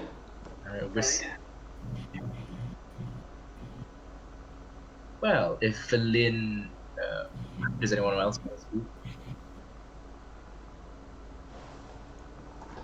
I will say, if Velin consents to letting you share her spellbook of the former archmage of the city, perhaps that could be of value. There are no doubt many spells in there that would interest academic minds such as yourselves. And I'm sure you could have good use of the library and take what books would be of greatest use. I'm sure the rest of the party wouldn't mind if they just took tomes and textbooks and things like that. Wait, isn't the Arcane Brotherhood not so good? Yeah. Velin's eyes narrow a little, and she says, "Brothers, I think it best, rather than trading, that you allow us to send the city skyward, and then of course you would be able to teleport there, no doubt, and recover items as you see fit." Velin is so sly. I know. May the gods judge you. Rash. I look over to Velin and just give a subtle wink. That is a good idea, Velin. Okay, so the Arcane Brotherhood go away somewhat happy that they're going to be able to loot the city.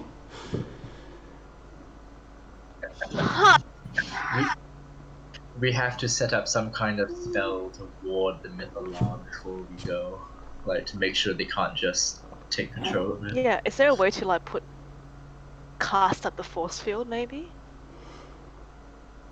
The force field's still in place, and you have to do the ritual to get through it, remember? Oh, good. Oh. Some of it destroyed Yeah, as well. Yeah. Oh. Yeah, 2 of them are destroyed. Two of the clues are destroyed. Okay. Perfect. The rascal will deal with them. Okay, so you have your celebratory few days in Bryn Shander. and eventually ready to, and the weather has returned to normal. The sun is rising and setting as it should. The Sky Tower shelter Goliaths eventually take flight and head back to the spine of the World Mountains where they came from. And the Elmwood Enclave do the same, leaving you all to head back to the Mythalar.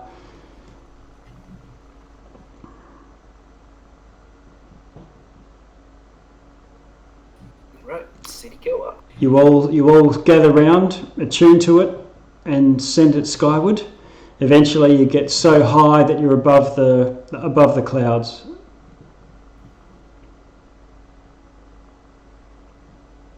Now, how do we get down again? Some of them fly. I mean, Fly some some of them featherfall. fly, but Wait, have we already floated up? Okay.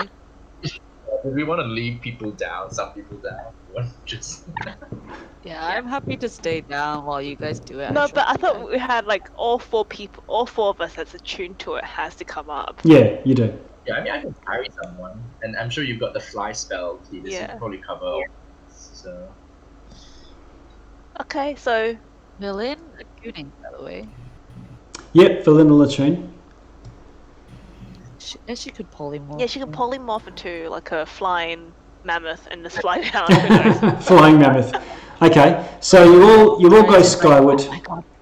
You're above the cumulonimbus as they sail on past, and then what? Get out your scroll, your handy dandy 10th level scroll. Yep, we're a mile away from the city, the floating city, and then Cletus will read the scroll. Yep. He will summon the Tarask Yep. and pop it in the city. Okay, so within the dome in the central spire or outside it? Outside. Okay. Outside it. All right, there's this horrible roar as Godzilla starts rampaging around and straight away starts smashing buildings and running amok, causing destruction here and there. oh boy. Maybe we should have visited that tailor one more time. Oh well. Yeah, we hopefully Why don't we go now? It's still there for at least the next hour. No, we are not going there. No, not with Godzilla. And Going out of business sale? forever. Okay, so it's got two horns forward facing, but otherwise looks like a little bit like a hunched over T-Rex. Maybe a little bit more draconic. And it looks like it's just sniffing, finding its way around angrily. I wonder what it do. You know that well that had all those the well of answers? I wonder how it will fare. Very curious. I Okay. wonder if the Tarask will ever find Atlantis. That would be fun. Okay. And then where? Then flying down? Flying down. Okay. You fly your way down. I assume that there's polymorph and enough upcast fly spell to get a number of people. And eventually you arrive back in Bryn Shander.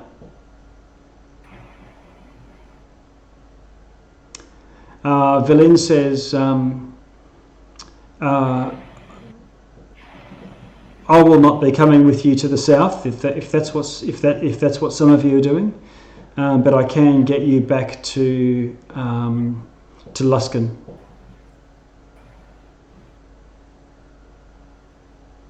That would be appreciated. What are you going to do now that you've accomplished your dream?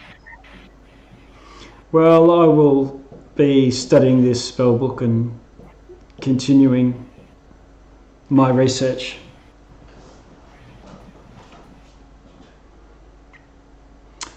And the place where I think Cletus at one stage you went and bought some magical ink. It's just a place where you go and buy wands, spell ingredients, curiosities.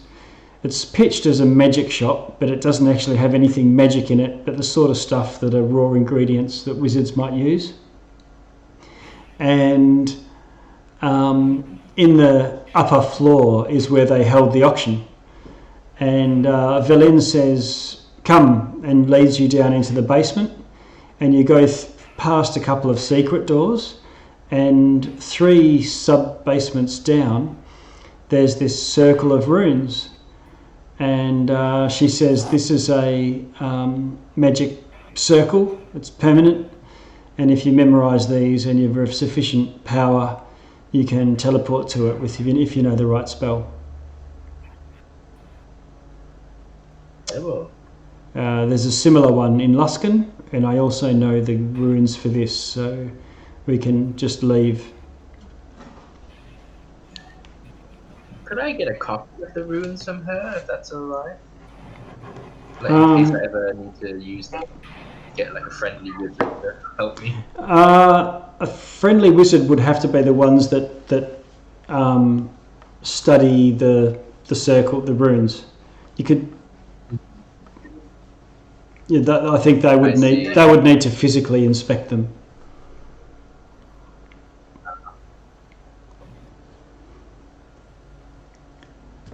So I guess Sharpie, you could. Sharpie will, but he doesn't want to be teleported out of here. He's got to go. Okay. All right. Farewell, Sharpwise, says Velin. And eventually she casts a spell. They all start glowing. Those of you who choose to stay, stay, and those who choose to leave arrive in a circle very similar to the one, but slightly different. And when you go through a few doors out of that, you find that you're in the host tower of the Arcane in Luskan.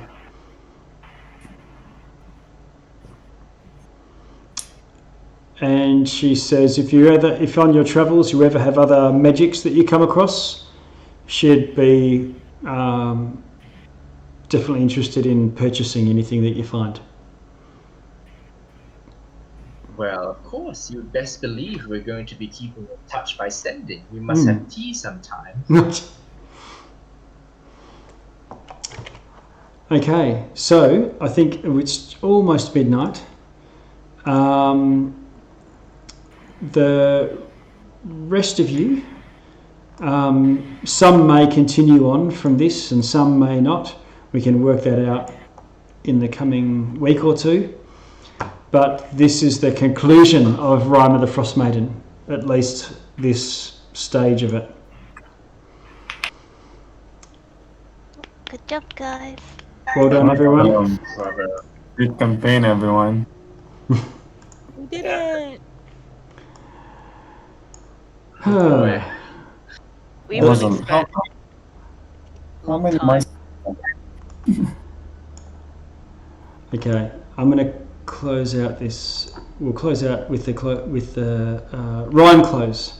Thank you to all of you, and also our performers in our singing Rime of the Frost Maiden, Bethany, my daughter, and on the recorder, Grace, my oldest, and little Felix was our Twinger singer. Aww. Rime-hearted Mother Earth awaits 1 week for thee. Oh, no more awaiting. That was awaits 1 week, but there won't be a next week. At least not for the rhyme for the cold-hearted Mother Earth. This is our Twinger one. Here we go. Please don't make me go to sleep. The Twingers will be watching. They will jump inside me, tickle my toes and tie my hair in knots and bows. Cutie. Yeah. All right. Well, thanks everyone. It's been very enjoyable. Loads of fun. Thank you, dear. Thanks, everyone. All right, and maybe for some we will continue or at least circle back. Hope you've all enjoyed it. We did. And bye for now. Anyone? Would that also be a level up for those who may be continuing? Yes. So you would be up to 12th level. You can. Everyone should level up to 12th. So you're not playing as 12th in this, but you're hitting it upon exiting the campaign. All right. What level do we start the other campaign then? Do we play the same characters or? Yes, if you wish, we can work through that during the week. I think the for some people, if Ash Louise is going to be heading south looking for this this creature or character that was mentioned, then some of you may travel with her to do so. But you can decide that during the week. But the intention is it's an opportunity to continue the characters on and play beyond 12th. And, you know, if it comes to that, I've got another one lined up after that is geared at 15 plus, 15 to 17. But that's scary. That's a Electrum selling Ravenloft adventure. As someone who likes gothic horrors and is goth, Yeah. Ravenloft isn't that scary. Yeah. It's pretty grim though. It's like mentally exhausting. Yeah. Having done a little bit of it, it's got that bleakness. Right. If the author of the adventure that I'm planning on running eventually, I've been wanting to for a long time, is the same author as Solace of Silence, which I think Isaac Ash you played through once. Oh yes, that horror one. Yes. Oh, that was good. Yeah. I love Yeah, that. that was awful, you guys. Okay, so my favourite author for the gothic horror genre. No vampires with their collars up.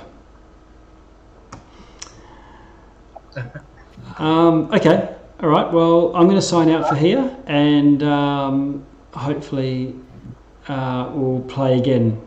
If not very soon, then sometime. Sounds good. Okay, bye everyone. Thanks. Good night, See ya. guys. Good night. Good night, all. Thank you, everyone. Happy ending. Yes. Oh, can I do it 3 for 3? Big spells and big summons at the end in some city. Yeah.